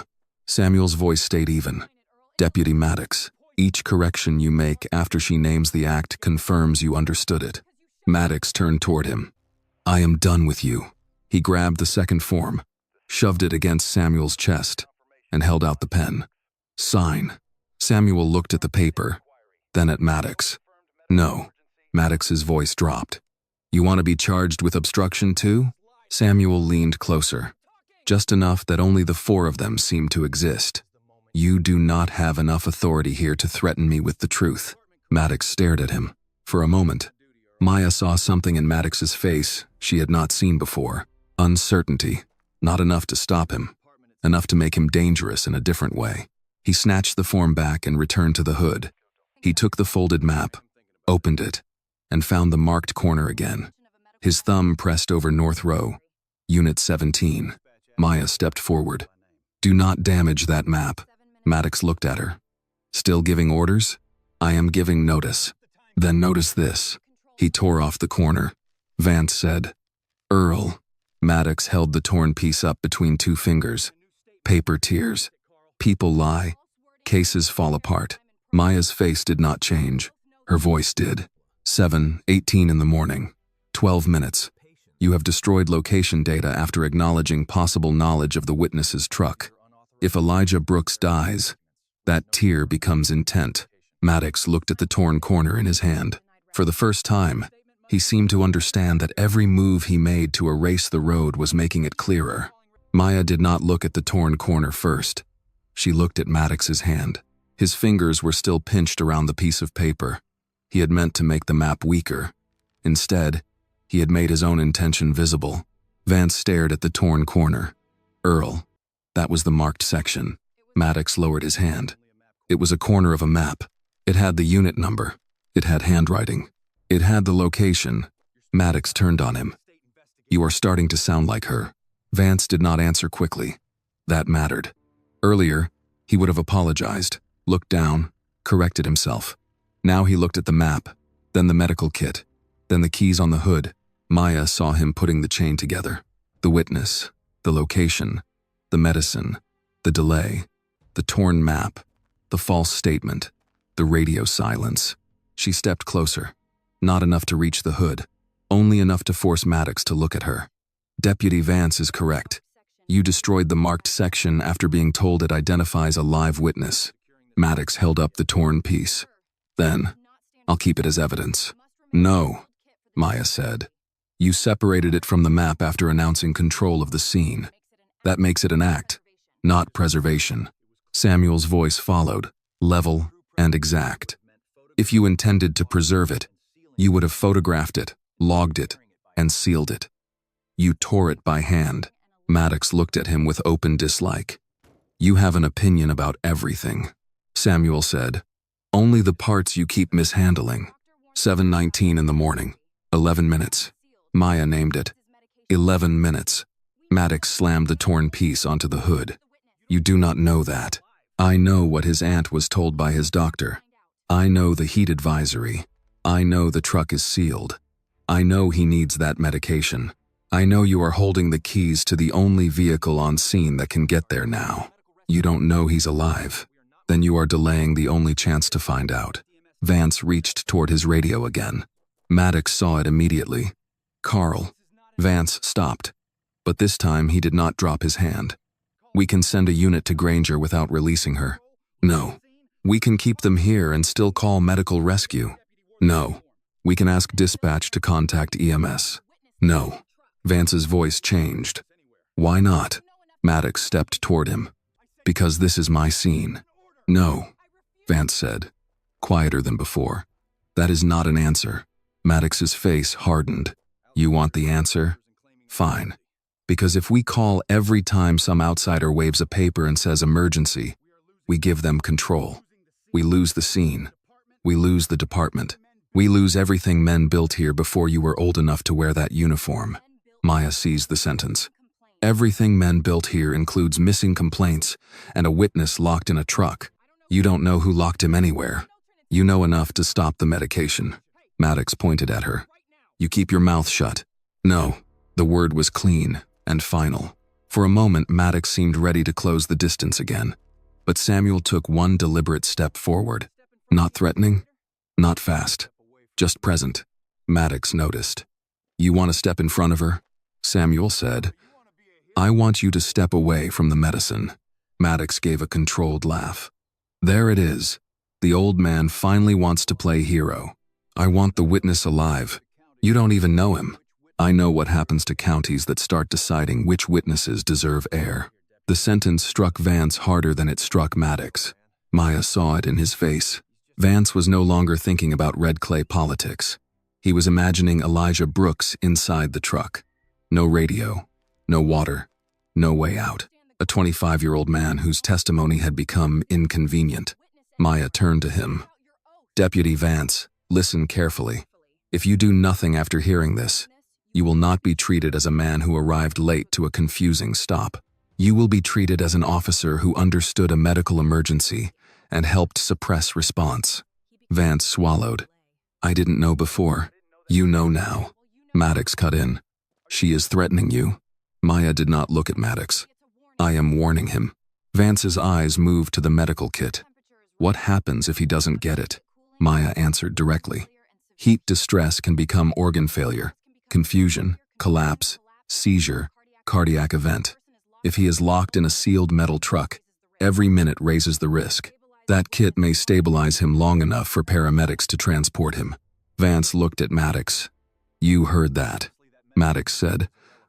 I heard a suspect describe a fantasy. Samuel spoke. A suspect you refuse to verify. Vance looked at the keys. Earl, give her the keys. Maddox stared at him. The words had crossed a line. Everyone knew it. Maddox's voice dropped. Say that again. Vance's shoulders tightened, but he did not retreat. Give her the keys, or let me call EMS and send another unit to Granger. You are not giving orders. I'm trying to prevent a death. Maddox stepped close enough that Vance had to choose whether to move back. He did not. You think because she talks like a courtroom, she knows this county better than me? No, Vance said. I think because you keep stopping every way to save him, you know exactly what you're doing. Maddox's hand moved fast. Not to strike, but to the front of Vance's vest. He grabbed a fold of fabric and pulled him closer by inches. Maya spoke instantly. Coercion of a subordinate witness. 7:20 in the morning. 10 minutes. Maddox released Vance at once. His own reflex betrayed him. He had begun to correct his conduct whenever Maya named it, and Samuel's eyes told him he knew it. Samuel said, You are responding to the record you claim does not exist. Maddox looked at the old man. Who are you? Samuel did not answer. That silence worked differently now. At first, Maddox had dismissed it. Now he distrusted it. Maya saw the shift and understood Samuel was waiting for one more thing. Not the right insult, not the right threat, the right act. Maddox returned to the hood and gathered the papers. He slid the torn map beneath the folder again. then picked up the incident form Maya had refused to sign. He turned to Vance. "You will witness the refusal." "No." The word came out before Vance seemed fully ready for it. Maddox went still. "No?" Vance's face had gone pale, but his voice held. "I won't sign that she refused a lawful order if the order wasn't lawful." Maddox looked at Maya with a bitter smile. "Look what you did." Maya answered. "No. Look what you showed him." 7:21 in the morning. 9 minutes. The radio on Vance's shoulder crackled again. Unit 17. Dispatch. State office requesting urgent confirmation. They are asking whether Elijah Brooks is referenced at your location. Please advise. Maya's eyes locked on Maddox. Vance reached for the radio. This time Maddox moved first. He snatched the microphone from Vance's shoulder, pressed the button, and spoke before anyone could stop him. "Dispatch. Disregard state inquiry. No confirmed medical emergency at this location. Possible hoax connected to suspect documents. We are handling it locally." Maya's face tightened. Vance stared at him. "You just lied." Maddox released the button. "I controlled the scene." "No," Vance said. "You blocked a rescue call." Maddox turned slowly. "You are done talking." But Vance was no longer looking at him. He was looking at the dashboard clock in Maya's SUV. 7:22 in the morning. 8 minutes. Maya said quietly. "Deputy Vance, this is the moment you will remember." Vance looked at the medical kit, then at the torn jacket, then at Samuel. Samuel gave him no command, only a steady look. Vance lifted his radio again with his own hand. Maddox saw it and reached toward his belt, not for his weapon, but for the authority he had worn so long he thought it lived in his bones. "Carl," he said, "if you key that radio, you are finished in this department." Vance's thumb hovered over the button. His voice shook once, then steadied. "Maybe this department is the thing that needs to be finished." Vance's thumb moved. Maddox crossed the space between them and closed his hand over the radio before the button went down. He did not strike Vance. He did not have to. His grip was firm enough to stop the call, and familiar enough to remind the younger deputy of every closed-door warning, every shifted schedule, every officer who had learned too late what happened when he embarrassed Earl Maddox in public. "Think," Maddox said through his teeth. "I am thinking," Vance answered. "Then think about your badge." Vance looked at the radio trapped between their hands. "I am." Maya took one step toward them and stopped before Maddox could use it. "Deputy Maddox, you are physically preventing an officer from transmitting a medical rescue request after state inquiry." Maddox released the radio as if her words had put heat into it. "I'm preventing contamination of a scene." "No," Maya said. "You are preventing rescue." Samuel stood beside the SUV, hands visible, eyes on Maddox. "And you are doing it after dispatch asked about Elijah Brooks by name." Maddox turned toward him. "That does not prove anything. It proves the state knows enough to ask." For the first time, Maddox looked at the road behind Vance's cruiser, as if expecting vehicles to appear. None did. 7:23 in the morning. 7 minutes. Maya named it. 7 minutes. Maddox pointed at her. "No more timekeeping. You do not control time. I control this stop. You keep proving that is the problem." Maddox grabbed the incident form off the hood and shoved it against the folder to keep the papers from sliding. His face had changed. The open arrogance was still there, but it had tightened around the edges. He needed the scene to become paperwork now. He needed signatures, statements, something official looking enough to survive the first wave of questions. He clicked the pen again. "New plan," he said. "We put this in writing," Maya said. "A false statement will not repair a crime in progress." "You haven't heard the statement." "I heard you write the first one." Maddox ignored her and turned to Vance. "You witness." Vance did not move. Maddox lowered his voice. "Carl." Vance looked at him. "What am I witnessing?" That she refused to identify properly. That she interfered. That the alleged medical emergency was unverified. Maya cut in. "I provided my name, my task force affiliation, the witness's name, age, medical risk, location, and the existence of emergency medication. You refused verification and rescue." Maddox spoke over her. That she became argumentative. and attempted to control the scene. I remained stationary and compliant. That she wore questionable law enforcement markings. You tore off state identification before checking the number. Maddox slammed the pen down. Enough, Samuel said.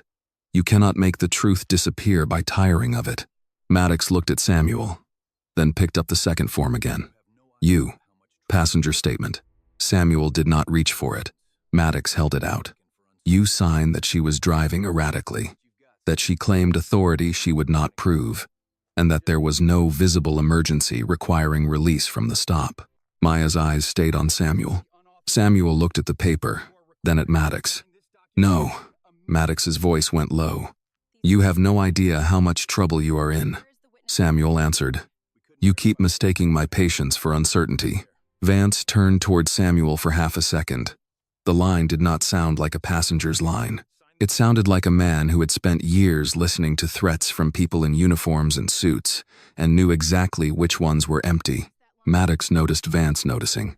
He shifted back to Maya. You sign then. One signature. You acknowledge you created confusion by wearing unauthorized markings. You acknowledge that your documents could not be verified at the scene. You acknowledge that no officer here had confirmed knowledge of Elijah Brooks's location. Maya looked at the form. The wording was careful. Maddox had learned from somebody. It did not say the emergency was fake.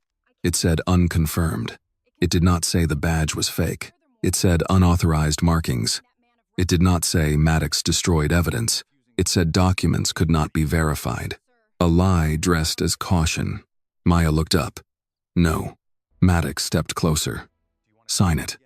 And I may still let this stay a misunderstanding. You passed misunderstanding when you took the keys. You want to be booked? I want the medical kit released. You want him saved so he can testify. Yes. The answer was too direct for him.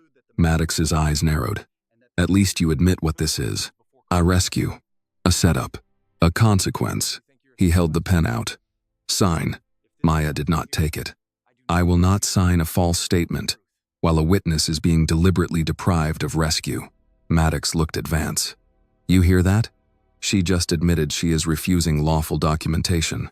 Vance's face had gone tense. That is not what she said. Maddox turned slowly. You want to correct me again? Vance looked at the form. I want the wording changed. Maddox stared at him. Vance swallowed but kept going. If you want a statement, write that she gave a witness name. Write that she gave Granger Scrapyard. Write that she said North Row, Unit 17. Write that the medical kit was present. Write that you took the keys before calling rescue. Maddox gave him a cold smile. You think you're a supervisor now? No. I think if this becomes a hearing, I don't want to be the man who signed around the truth. The words hung there. Maya did not praise him. Samuel did not nod. Vance did not need a reward. He needed to hear himself say it. 7:24 in the morning. 6 minutes. Maya said it softly. 6 minutes. Maddox's control snapped just enough to show.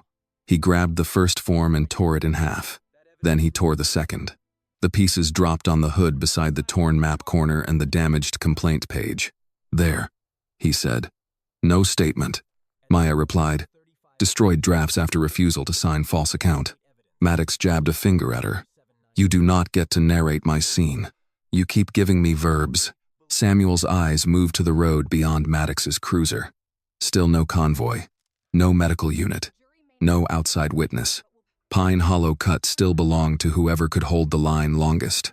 Maddox picked up the folder again and pulled out another page. This one had Elijah's interview summary number, not his full statement, but enough to show he existed inside the state file. Maya's voice hardened. Do not tear that. Maddox glanced down. He saw Elijah's name. He saw the reference to audio recordings. He saw the initials of 2 deputies listed as possible participants in evidence suppression. One of them was not his. One was. He looked at Vance. Vance saw the look and understood something more. Maddox was not just protecting the department. He was protecting himself. Maddox folded the page once. You bring garbage into my county. You don't get to complain when I clean it up. Vance stepped forward. Earl, stop. Maddox ignored him and tore the page down the center. Maya's voice struck immediately. 7:25 in the morning. 5 minutes. Destruction of witness-linked investigative material after state inquiry and medical notice. Maddox turned toward her, breathing hard now, not from effort but from pressure. You think a jury is going to believe you over me? Maya answered without hesitation. No, that surprised him. She continued. I think a jury will believe the pattern. The watch, the radio call, the torn map, the seized kit, the interrupted verification, the false forms. Deputy Vance, Mr. Whitaker, dispatch asking about Elijah by name, and every second you chose delay. Maddox looked at Samuel. Mr. Whitaker. Samuel did not react. Maddox repeated it, testing the name. Who are you, Mr. Whitaker? Samuel said. A passenger you underestimated. Maddox stepped close to him. That is not an answer. It is the one you earned. Vance reached for his radio again. Maddox did not grab it this time. Instead, he looked at the SUV, then at the open passenger door, then at the interior, as if searching for a new way to regain control. His eyes settled on the lower pocket of the driver's door. Maya saw the decision form before he moved. Do not touch my vehicle again, she said. Maddox walked past her and reached toward his own belt pouch, not his weapon. His fingers closed around something small. Vance's voice changed. Earl, what are you doing? Maddox did not answer. Maya's eyes locked on his hand. Samuel shifted his weight for the first time. Maddox looked at Vance and said, You want evidence? I'll show you evidence. Maddox moved toward the open driver's door with his hand closed around the small object from his belt pouch. Maya stepped sideways, not blocking him with her body, but narrowing the space enough to make the act obvious.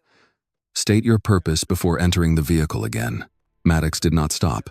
Securing evidence. You are introducing something into the scene. He looked at her. Careful. No. Identify what is in your hand. Vance took 2 steps closer. Earl. Maddox turned his head just enough to cut him off. Stay where you are. Vance did not stay where he was. He moved until he could see Maddox's hand. It was a small, clear evidence bag, folded tight between his fingers. Inside was a dark object, no bigger than a thumb drive. It could have been anything. That was the point. On paper, it could become whatever Maddox needed it to become. Maya's voice stayed controlled. Deputy Maddox is holding an unlogged item in his right hand, while standing at the open driver's door of my vehicle. 7:26 in the morning. 4 minutes. Maddox stopped. The time hit him first, then the description.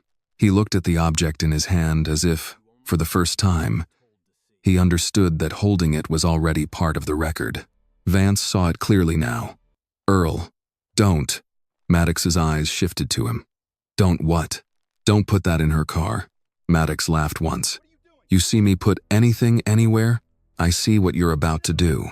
You don't see anything unless I tell you what you saw. Vance's face changed. Not dramatically. Not with courage rising all at once. It changed with recognition. He had heard that sentence before in other forms. In locker rooms. In report reviews. In quiet talks after complaints. Don't write that. Don't remember that. Don't make this harder. You didn't see anything unless the department says you saw it. Maya saw the moment land on him. Samuel did too. Maddox turned back to the SUV and reached toward the lower pocket of the driver's door. Vance moved faster than before. He did not grab Maddox. He did not shove him. He simply stepped into the line of sight, close enough that Maddox could not place the object without doing it directly in front of him. Move, Maddox said. No. The word was quiet, but it did not shake. Maddox stared at him. You want to end your career on this road?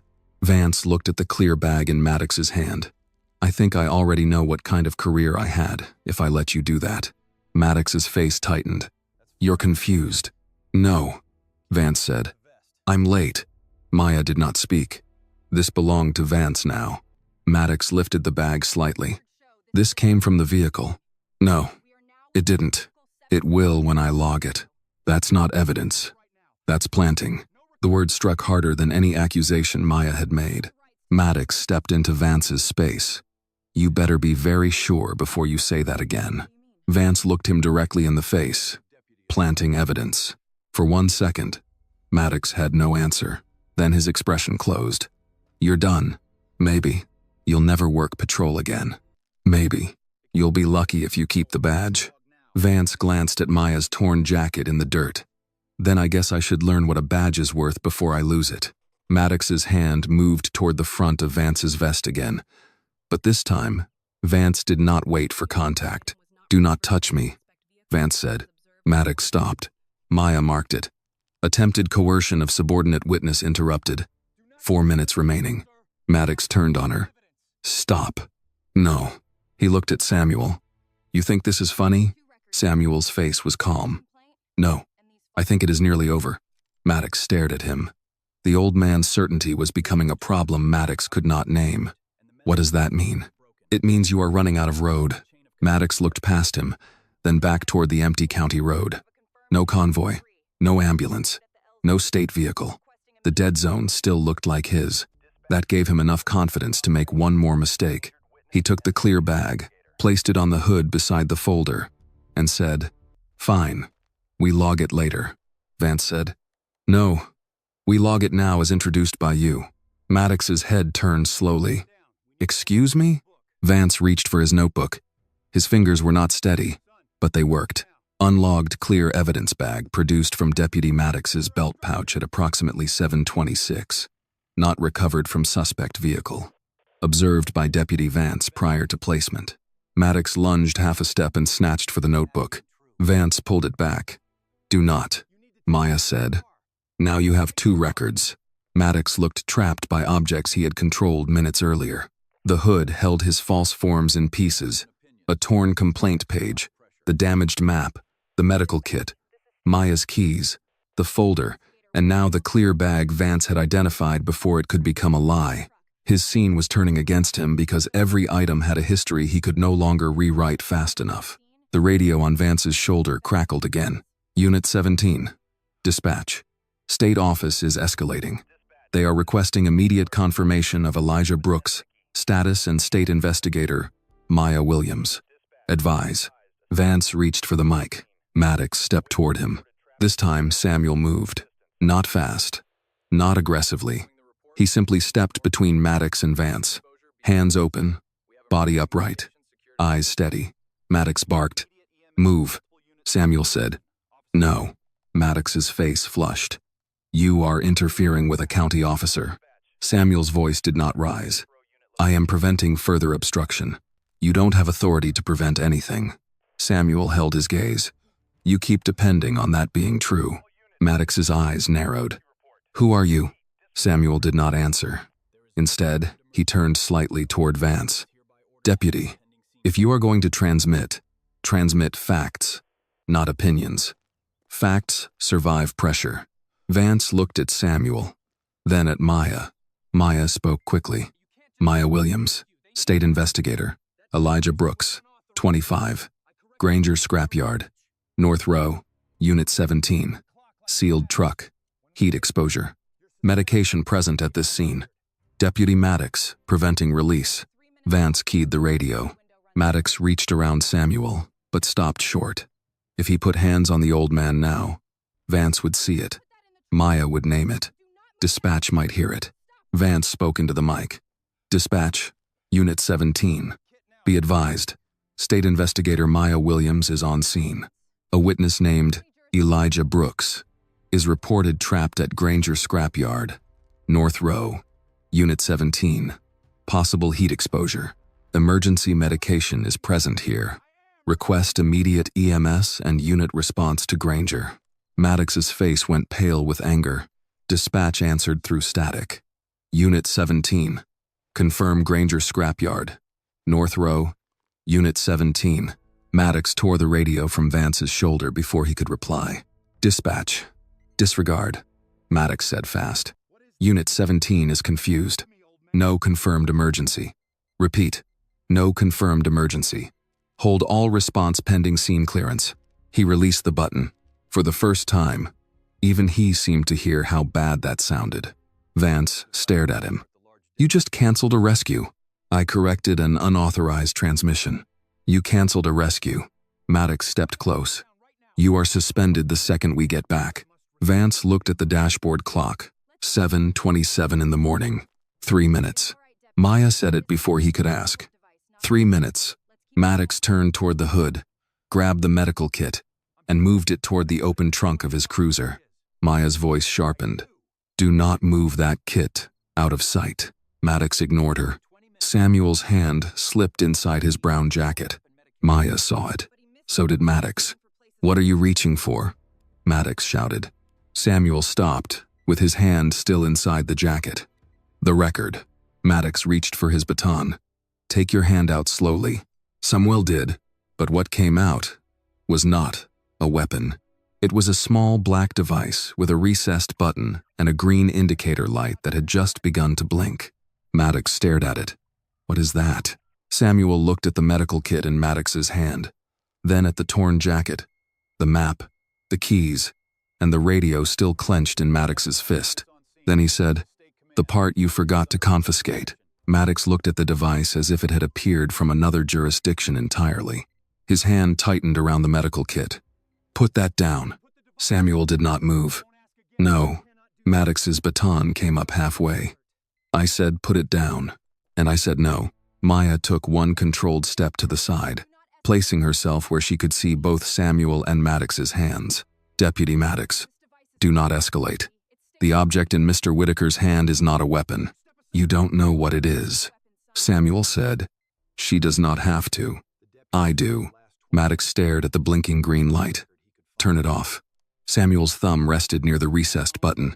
You have spent the last 20 minutes taking every visible record you could find. The phone, the recorder, the keys, the radio, the map, the medication. You forgot that some records are designed for places like this. Vance looked at the device. His face changed. Satellite? Samuel did not take his eyes off Maddox. Emergency uplink. Maddox tried to laugh, but the sound came out too short.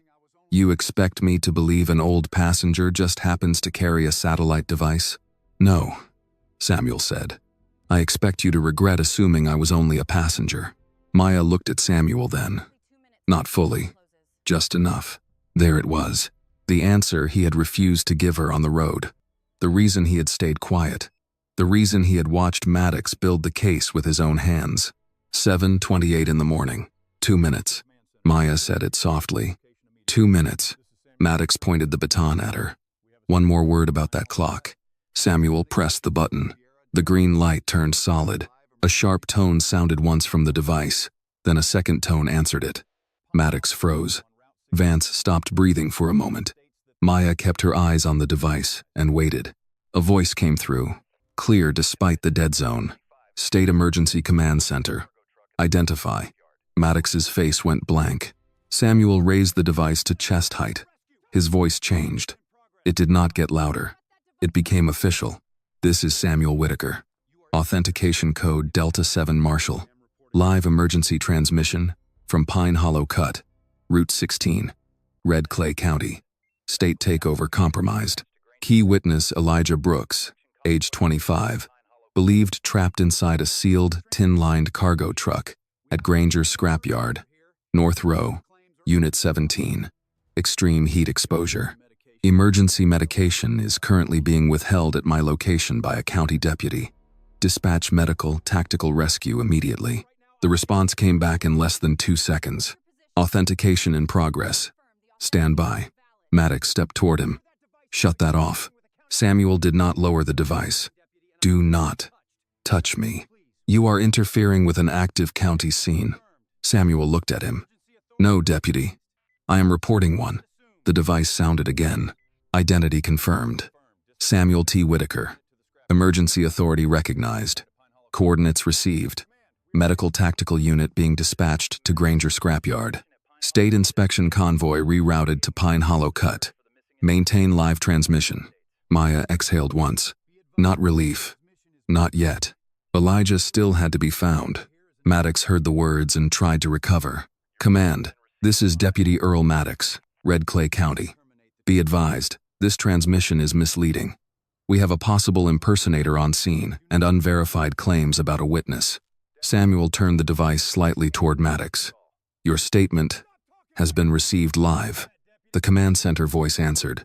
Deputy Maddox, do not terminate transmission. Do not move evidence. Do not interfere with medical response. State units are en route. Vance looked at Maddox. They heard you cancel the call. Maddox snapped.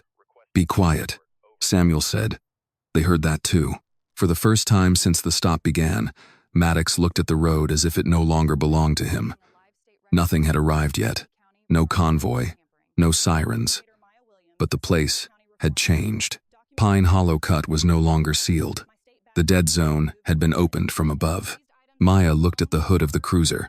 Her keys, the damaged complaint page, the torn map, the medical kit, the false forms, the clear bag Maddox had tried to plant, the folder with Elijah's name.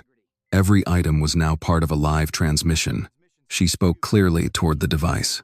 This is Maya Williams, state investigator assigned to the Red Clay County Reform Review. Deputy Maddox stopped our vehicle without stated cause, removed and damaged my state badge jacket, seized my phone, recorder, vehicle key, medical kit, and location map, refused verification, interrupted Deputy Vance's rescue transmission, and destroyed witness-linked material after notice of Elijah Brooks's medical risk. The command center replied, "Statement received. Continue to maintain scene integrity." Maddox turned toward Maya. "You think this saves you?" "No," Maya said. "It may save Elijah." That answer struck him harder than accusation.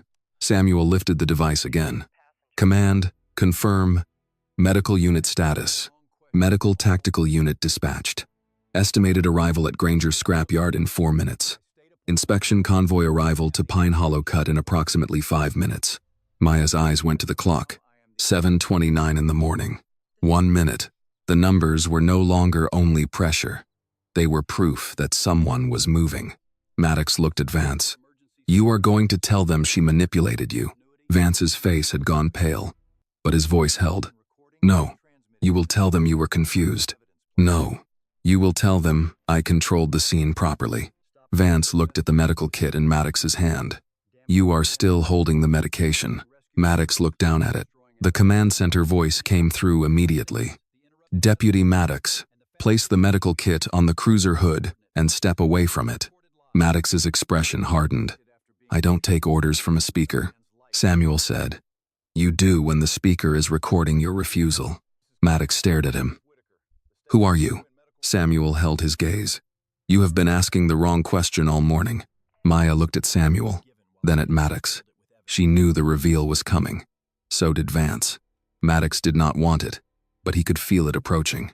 Samuel's voice remained steady. "Deputy Earl Maddox, my name is Samuel T. Whitaker. I am the acting sheriff of Red Clay County, effective 7 o'clock this morning under state appointment authority." The words did not land all at once. Maddox blinked. Vance stared. Maya did not move, but her shoulders eased by a fraction. Samuel continued. "I am also a former United States Marshal. The device in my hand is a secure emergency satellite transmitter authorized for witness protection continuity and field command failure. It has been recording and transmitting since before you attempted to plant evidence in Miss Williams's vehicle." Maddox's mouth opened, but no answer came. Samuel stepped half a pace closer. "You stopped the state investigator assigned to assist my transition. You damaged her state identification. You seized rescue materials. You destroyed evidence. You attempted to coerce false statements. You interrupted a medical response involving a protected witness. You attempted to fabricate a scene in front of your own subordinate. And you did it after being informed, repeatedly, that a man's life was at risk." Maddox swallowed. The baton lowered without him seeming to notice. Vance saw it. Maya saw it. Samuel did not look away. The command center spoke again. "Acting Sheriff Whitaker, state inspection convoy is en route. Maintain position. Medical response to Granger is active." Samuel answered. "Confirmed." Maddox finally found his voice. "This is a setup." Samuel shook his head once. "No, we gave you silence. You filled it with evidence." Maddox looked at Vance. "Carl." Vance did not step toward him. "Carl," Maddox repeated, sharper now. "You know me." Vance's eyes moved to the torn jacket on the ground, then to the medical kit, then to the map. Yes, Vance said. That is the problem. Maya turned toward the device. Command. Confirm the map coordinates were received before the tier. Confirmed. Coordinates logged. Granger Scrapyard, North Row, Unit 17. Maya closed her eyes for less than a second. The location had made it through. Maddox saw that and understood what he had lost. The map no longer mattered in his hand. The torn corner no longer trapped Elijah. The dead zone no longer protected the lie. Samuel lowered the device slightly, but kept the camera angle open. Deputy Maddox, he said, place the medical kit on the hood. Step away from the evidence. Do not touch your radio. Do not touch your baton. Do not speak to Deputy Vance, unless instructed. Maddox stared at him. You can't just walk into my county and take my badge. Samuel's eyes hardened. This stopped being your county the moment you decided a witness could die to protect it. In the distance, faint but real, engines approached from the direction of the state highway. Maya looked at the dashboard clock one more time. 7:30 in the morning. The clock had run out, but for the first time since Pine Hollow Cut, time was no longer only in Maddox's hands. The first state vehicle appeared around the bend at 7:31. It was not moving fast enough to look reckless, but it did not slow with uncertainty either. A black SUV with state plates came first, followed by two unmarked sedans and a white command vehicle. They pulled in behind Vance's cruiser, in a clean line that made Maddox's two-car roadside scene look suddenly small. Doors opened. No one shouted. No one rushed in with confusion. That was what made it worse for Maddox. The people stepping out already knew what they were walking into. A woman in a dark blazer came forward first, her hair pulled back, badge clipped to her belt. Behind her were two state inspectors, a technician carrying a hard case, and a prosecutor Maya recognized from the Reform Task Force. Their eyes went straight to the hood of Maddox's cruiser. The medical kit, the keys, the torn map, the damaged folder pages, the false forms, the clear bag, and Maya's navy jacket still lying in the dirt. Samuel kept the satellite device raised. Deputy Maddox has been instructed not to move evidence. He is still holding county radio control and has refused to step away from the medical kit. The woman in the blazer stopped 10 feet from Maddox. Deputy Earl Maddox? Maddox lifted his chin. This is my scene. Samuel answered before she could. No, it is not. The woman looked at Samuel. Acting. Sheriff Whitaker. Command confirms your authority. We are assuming evidence preservation under state oversight. Maddox's face tightened when he heard the title again in front of others. Maya saw Vance look at Samuel differently now, not with surprise anymore, but with the stunned expression of a man replaying every minute he had just lived through and realizing how much had been at stake before he understood it. The state prosecutor stepped toward the hood. Nobody touch anything until it is photographed. The technician opened the hard case and began taking pictures. The first photo was of Maya's torn jacket, badge face up in the dirt. The second was of the medical kit beside her keys. The third was of the map, torn at the marked corner. The fourth was of the clear bag Maddox had tried to introduce. Maddox watched the camera work, and for the first time, he did not try to narrate over it. Maya stood still, arms at her sides. She wanted to grab the medical kit. She wanted to take the keys and go, but the coordinates had gone through. The rescue unit was already moving. Now every object on that hood had to remain exactly where Maddox had placed it. The woman in the blazer turned to Vance. Deputy Carl Vance? Vance straightened. Yes, ma'am. Did you observe Deputy Maddox remove or handle any of these items? Vance looked once at Maddox. Maddox's eyes warned him the way they had warned him for years. Vance answered anyway. Yes, ma'am. He removed the keys, phone, recorder, documents, map, and medical kit from Miss Williams's vehicle. He also produced that clear evidence bag from his own belt pouch. It was not recovered from the SUV. Maddox snapped. Carl. Vance did not look away from the inspector. He attempted to introduce it into the driver's door pocket. I stopped him before he placed it. The prosecutor's eyes moved to Maddox. Deputy, step away from the cruiser hood. Maddox did not move. I am not taking orders from a state lawyer. Samuel stepped forward. You are taking orders from the acting sheriff of Red Clay County. Step away. Maddox stared at him. "You have no idea what you just walked into." Samuel's voice remained calm. "I know exactly what I walked into. That is why I came without a procession." A command vehicle radio sounded from one of the state SUVs. The woman in the blazer listened through her earpiece, then looked at Samuel. "Medical unit has reached Granger Scrapyard. They are entering the north row now." Maya's breath caught, but she held her expression. Maddox heard it too. The last of his confidence shifted. His eyes went to the medical kit, then to the road, then to the trees, as though there might still be some route out of the facts. Samuel saw it. Deputy Vance. Vance turned. "Sir?" "Secure Deputy Maddox's service weapon and badge." Maddox took one step back. "No." Samuel did not raise his voice. That was not a request. Maddox looked at Vance. "Do not do this." Vance stood frozen for 1 second too long. Samuel repeated, "Deputy Vance." Vance moved. His hand was not steady, but his procedure was correct. He approached Maddox from the front, keeping his own hands visible. "Earl, place your hands away from your belt." Maddox's face reddened. "You think this makes you clean?" "No," Vance said. "But I am done getting dirtier." The word struck harder than an apology would have. Maddox looked toward the state inspectors as if expecting someone to stop this humiliation. No one moved. Slowly, Vance removed Maddox's service weapon, cleared it according to procedure, and handed it to the state inspector. Then he reached for the badge pinned to Maddox's chest. Maddox whispered, "You'll regret this." Vance paused, his fingers on the badge. "I already regret enough." He unclipped it. The small metal shield came away from Maddox's uniform with a quiet snap. For a moment, everyone saw the empty space it left. Maya looked down at her own badge jacket in the dirt. The symmetry was impossible to miss. Maddox had torn hers away to make her look powerless.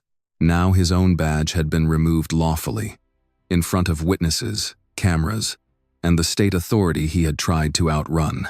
Samuel held out his hand. Vance placed the badge in it. Samuel looked at Maddox. "A badge does not make you the law. It makes you answerable to it." Maddox's mouth opened, but no words came out. The satellite device crackled. "Command to Acting Sheriff Whitaker. Medical team has located the truck. Witness found alive. Heat distress confirmed. Emergency intervention underway." Maya closed her eyes for 1 second. Alive? That one word did what no threat, no badge, no legal citation had done. It cut through the road and reached the place in her chest she had locked down since 7:06. Maddox heard it too. His face changed completely. Not remorse, not grief. Loss. He had lost the map, lost the radio, lost Vance, lost the scene, lost the badge, and now he had lost the witness's silence. Samuel spoke into the device. "Confirm extraction status when available. Stand by." Maya finally stepped toward the hood. The prosecutor raised a hand, not harshly. "Miss Williams, 1 moment. We need final photos before release of personal and medical items." Maya nodded. "Understood." Her voice was steady, but her eyes stayed on the medical kit. Even if Elijah was alive, the kit mattered. The chain mattered. The truth mattered. Maddox looked at her then, and for the first time all morning, he did not look angry. He looked smaller. Maya met his eyes. "You tried to let the clock kill him." The device crackled again before Maddox could answer. "Command update. Witness extracted. Breathing, conscious, transport initiated." Maya's shoulders dropped. Samuel looked at Maddox. "The clock just testified." Maddox lowered his eyes to the badge in Samuel's hand. No one needed to tell him what came next. The road he had chosen as a dead zone had become the first page of the case against him. The state technician finished photographing the cruiser hood before anyone released the medical kit. Every item was tagged in place. First, the keys, the recorder, the phone, the torn forms, the map pieces, the damaged complaint page, the clear bag, and the folder with Elijah Brooks's name inside it. Maya watched the process without interrupting. Her hands stayed at her sides. She had spent the last 24 minutes fighting for movement, and now that help was finally moving. She had to stand still and let procedure protect what panic could destroy. The prosecutor approached her with a plastic evidence sleeve. "Miss Williams, We are going to document the condition of your jacket before returning it. Do you consent to photographs of the badge number and damage? Yes. The prosecutor nodded to the technician. Maya looked down as the camera captured the torn seam, the dirt on the navy fabric, the badge still pinned to the left side. The jacket looked smaller on the ground than it had felt on her shoulders. It was only cloth and metal, but Maddox had understood what it meant when he tore it away. So had everyone else now. Samuel stood a few feet from Maddox, still holding the satellite device. Maddox had been moved away from the cruiser hood and placed under state supervision. He was not handcuffed yet. That would come after formal custody transfer, but he looked as if something had already locked around him. Vance stood apart from both men. His hands were empty now. That seemed to disturb him more than it should have. No radio in hand, no notebook, no weapon drawn, no badge removed from his own chest. But the badge he had taken from Maddox sat in Samuel's possession, and Vance could not stop looking at it. Maya noticed. "Deputy Vance." He turned. "Yes, ma'am? Thank you for telling the truth." His eyes dropped. "I was late." "Yes." He looked up, surprised that she had not softened it. Maya's voice stayed steady. "But you were not too late." That was all she gave him. It was enough. Anything more would have made him comfortable. And Maya was not there to make him comfortable. A man was alive because Vance finally stopped obeying the wrong voice, but many people had suffered before he found that courage. Both truths had to stand together. The satellite device crackled again. Command to Acting Sheriff Whitaker. Medical update from Granger. Witness Elijah Brooks is conscious. Severe heat distress, dehydration, disorientation. No cardiac event reported at this time. Medical team administered field cooling and initiated transport to County General. Maya closed her eyes for a brief second, then opened them. Did they use the injection? Samuel relayed the question. Command. Confirm whether emergency injection was required. A short pause followed. Negative, at this time. Paramedics report intervention occurred before threshold. Medication still requested for hospital continuity if authorized. Maya looked at the sealed kit. The prosecutor nodded. We can transfer it under chain of custody to medical transport. Do it, Samuel said. The inspector collected the kit, documented the seal, and handed it to a state trooper assigned to drive directly to County General. Maya watched until the kit was inside the vehicle. Only then did her breath settle. Maddox heard the update too. His face had gone still, but his eyes kept moving. He looked toward the state vehicles, then toward the trees, then toward the road leading out, not searching for escape exactly, searching for a version of the morning that still belonged to him. The prosecutor stepped in front of him. Deputy Maddox, I am advising you that you are the subject of an active state criminal investigation. You are not to contact County Dispatch, Red Clay Sheriff's Office personnel, former Sheriff Breckenridge, or any witness connected to this matter. Maddox gave a bitter laugh. You think you can just cut me off from my own department? Samuel answered. It is not yours.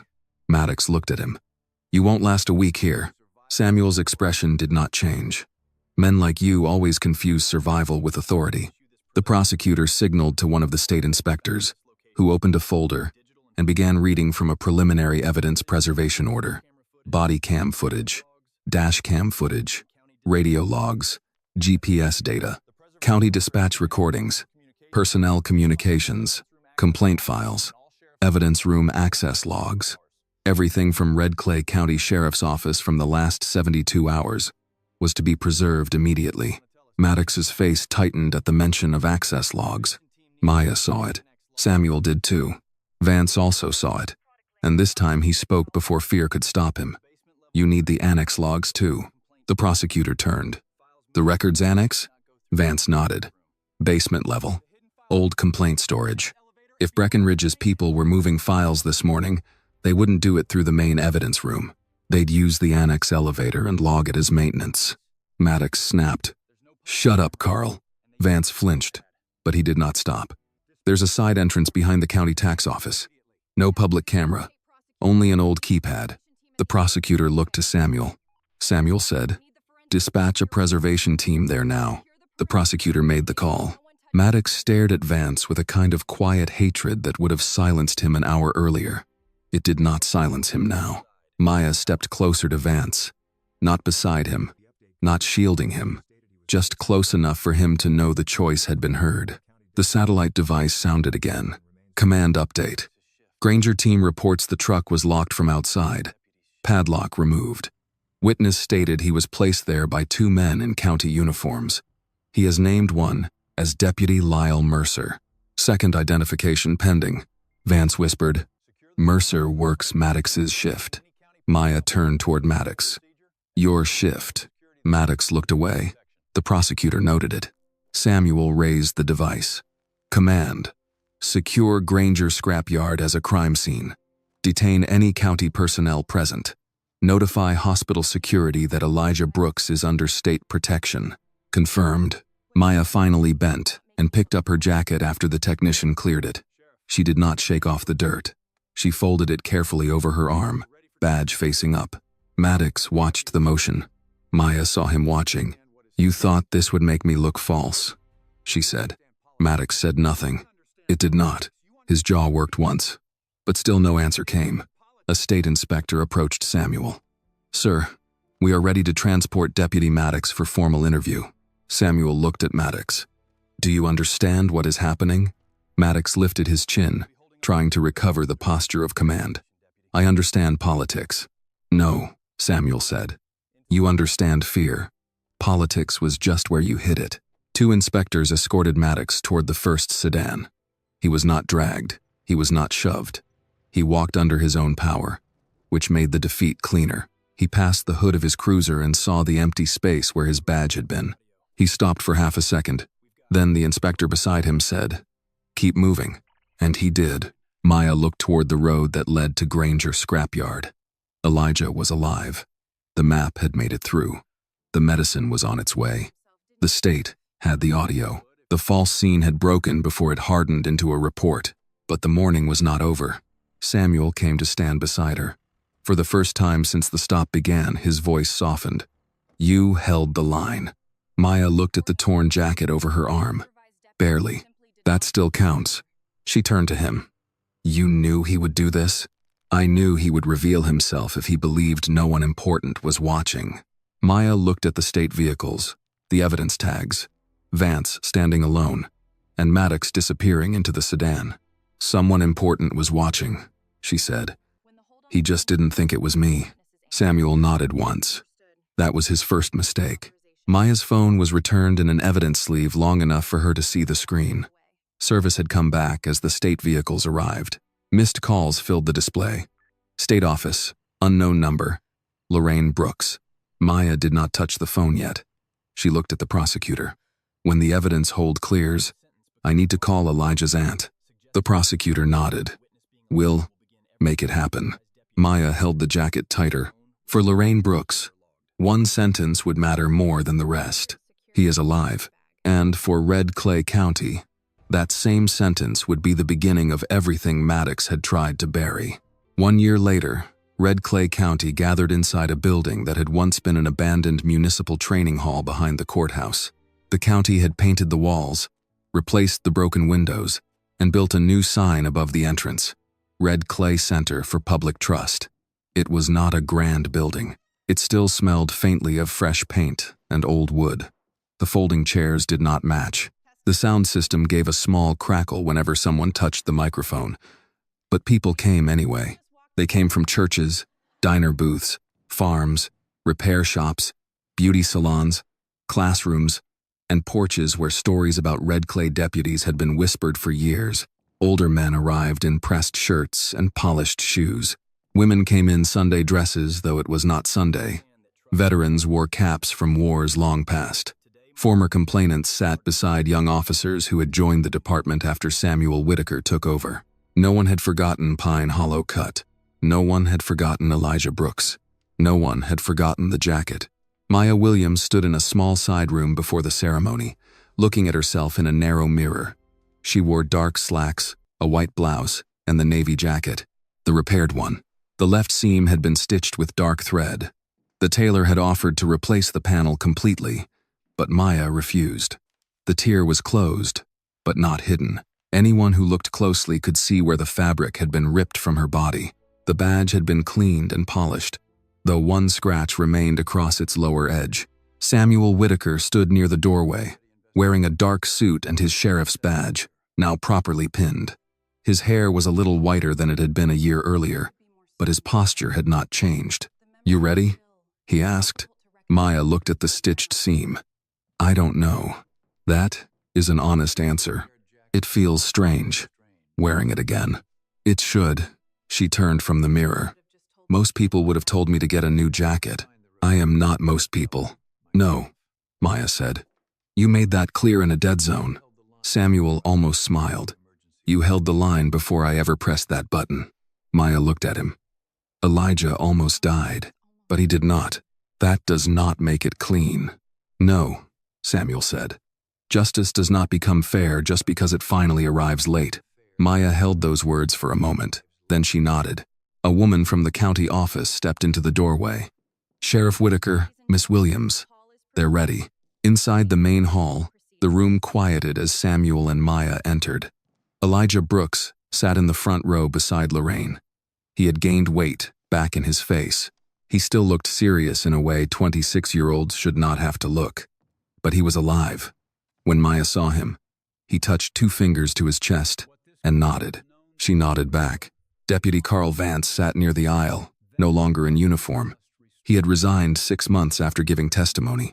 He now worked with a state ethics training program for new officers, telling recruits what cowardice looked like before it turned into crime. He did not wave at Maya. He simply stood when she passed, then sat again. That was enough. Samuel stepped to the podium first. "A year ago," he said, "this county was known across the state for the wrong reasons. Buried complaints, missing recordings, false reports, people afraid to call the very office that was supposed to protect them. Today does not erase that history. Nothing said in this room can give back the years people spent unheard." The room stayed silent. Samuel continued. "But today does mark a change in who gets heard, who gets believed, and who answers when the badge is misused." He listed the reforms clearly, without celebration. Independent body camera storage, civilian review authority, state-monitored complaint channels, public traffic stop data, protected witness protocols, whistleblower protections, mandatory medical response, reporting, and discipline for any officer who altered a report after submission. "These policies are not decorations," he said. "They are guardrails. And guardrails exist because people have already gone over the edge." Then he turned toward Maya. "Miss Williams." Maya walked to the podium. For a moment, she did not speak. She looked at the faces in front of her. Some were proud. Some were ashamed. Some were tired. Many were older. And in their eyes, she saw something she recognized. The cautious hope of people who had lived long enough to distrust easy promises. She placed both hands on the sides of the podium. "1 year ago," she began, "a deputy tore this jacket off me because he believed authority had a color, an age, and a shape that I did not fit. No one moved. He looked at the badge and called it false because it was on me. He looked at my clothes and decided my credentials did not matter. He looked at a dying witness and decided time could do his work for him." Maya glanced down at the stitched seam. "This jacket was repaired, but I asked that the tear remain visible. Not because I want sympathy, not because I want anger to last forever. I asked for it because a new jacket would hide what happened. This one remembers." Elijah lowered his head. Lorraine wiped her eyes. Maya continued, her voice steady. "A badge is not power over people. It is a promise to protect them. A record is not paperwork. It is protection against lies. And silence is not peace. Silence is permission." She looked toward Vance then, not accusing him, not excusing him. Some people in this county were cruel. Some were corrupt. Some were afraid. And some convinced themselves that standing aside was the same as staying innocent. It is not. When a man is locked inside a truck, when a woman is standing beside the road with her keys taken and her voice dismissed, when the truth is being torn 1 page at a time, silence takes a side. The room absorbed the words slowly. This county cannot change because one bad deputy went to prison. It cannot change because one former sheriff was indicted. It changes only if every person who wears a badge, answers a phone, files a complaint, trains a recruit, or watches an abuse happen decides that the truth will not be left alone on the roadside again. Maya looked at Samuel. Then she looked back at the people. Earl Maddox thought the jacket made me official. He thought if he tore it off, he could make me ordinary enough to ignore. He was wrong. The law did not come from the jacket. It did not come from the badge. It came from the duty we owe each other when someone is in danger, and the people with power choose delay. Applause did not begin right away. First came silence. Then Lorraine Brooks stood. Elijah stood beside her. Then Vance. Then the older men in the back row. The church women in the front. The young officers along the wall. And finally the whole room. Maya did not smile at first. She simply stood there in the repaired jacket, letting the sound rise around the scar in the fabric. After the ceremony, the jacket was placed in a glass case near the entrance of the training hall. Maya stood in front of it, with Elijah, Lorraine, Samuel, and Vance. A bronze plaque beneath it read, "A badge is a promise. A record is protection. Silence is permission." Elijah read the words twice. "You sure you don't want to keep it?" Maya looked at the jacket. "I am keeping what matters." Lorraine touched the glass lightly. "That thing carried a lot." Maya nodded. "So did you." Vance stood a few feet away, hands folded in front of him. "Miss Williams." Maya turned. He took a breath. "I know saying I'm sorry doesn't fix what I didn't stop before that day." "No," Maya said. "It doesn't." He nodded, accepting it. Then she added, "But what you do after saying it matters." Vance looked toward the room where new recruits would soon sit for their first ethics class. "That's what I'm trying to teach them." Samuel stepped beside Maya as the others moved toward the exit. Outside, people lingered on the sidewalk, talking in low voices, the way communities do when something painful has finally been named in public. Samuel said, "You think the county believes it?" Maya watched Elijah help Lorraine down the steps. "Not all of it. Not yet." "That disappoint you?" "No," she said. "Trust doesn't come back because we held a ceremony." Samuel nodded. "Then what brings it back?" Maya looked once more at the jacket behind the glass. "Records, consequences, time, and people who stop looking away." Samuel accepted that. Near the entrance, a young deputy paused before the display. He read the plaque, looked at the stitched tier, and straightened his posture before walking into the training room. Maya saw it.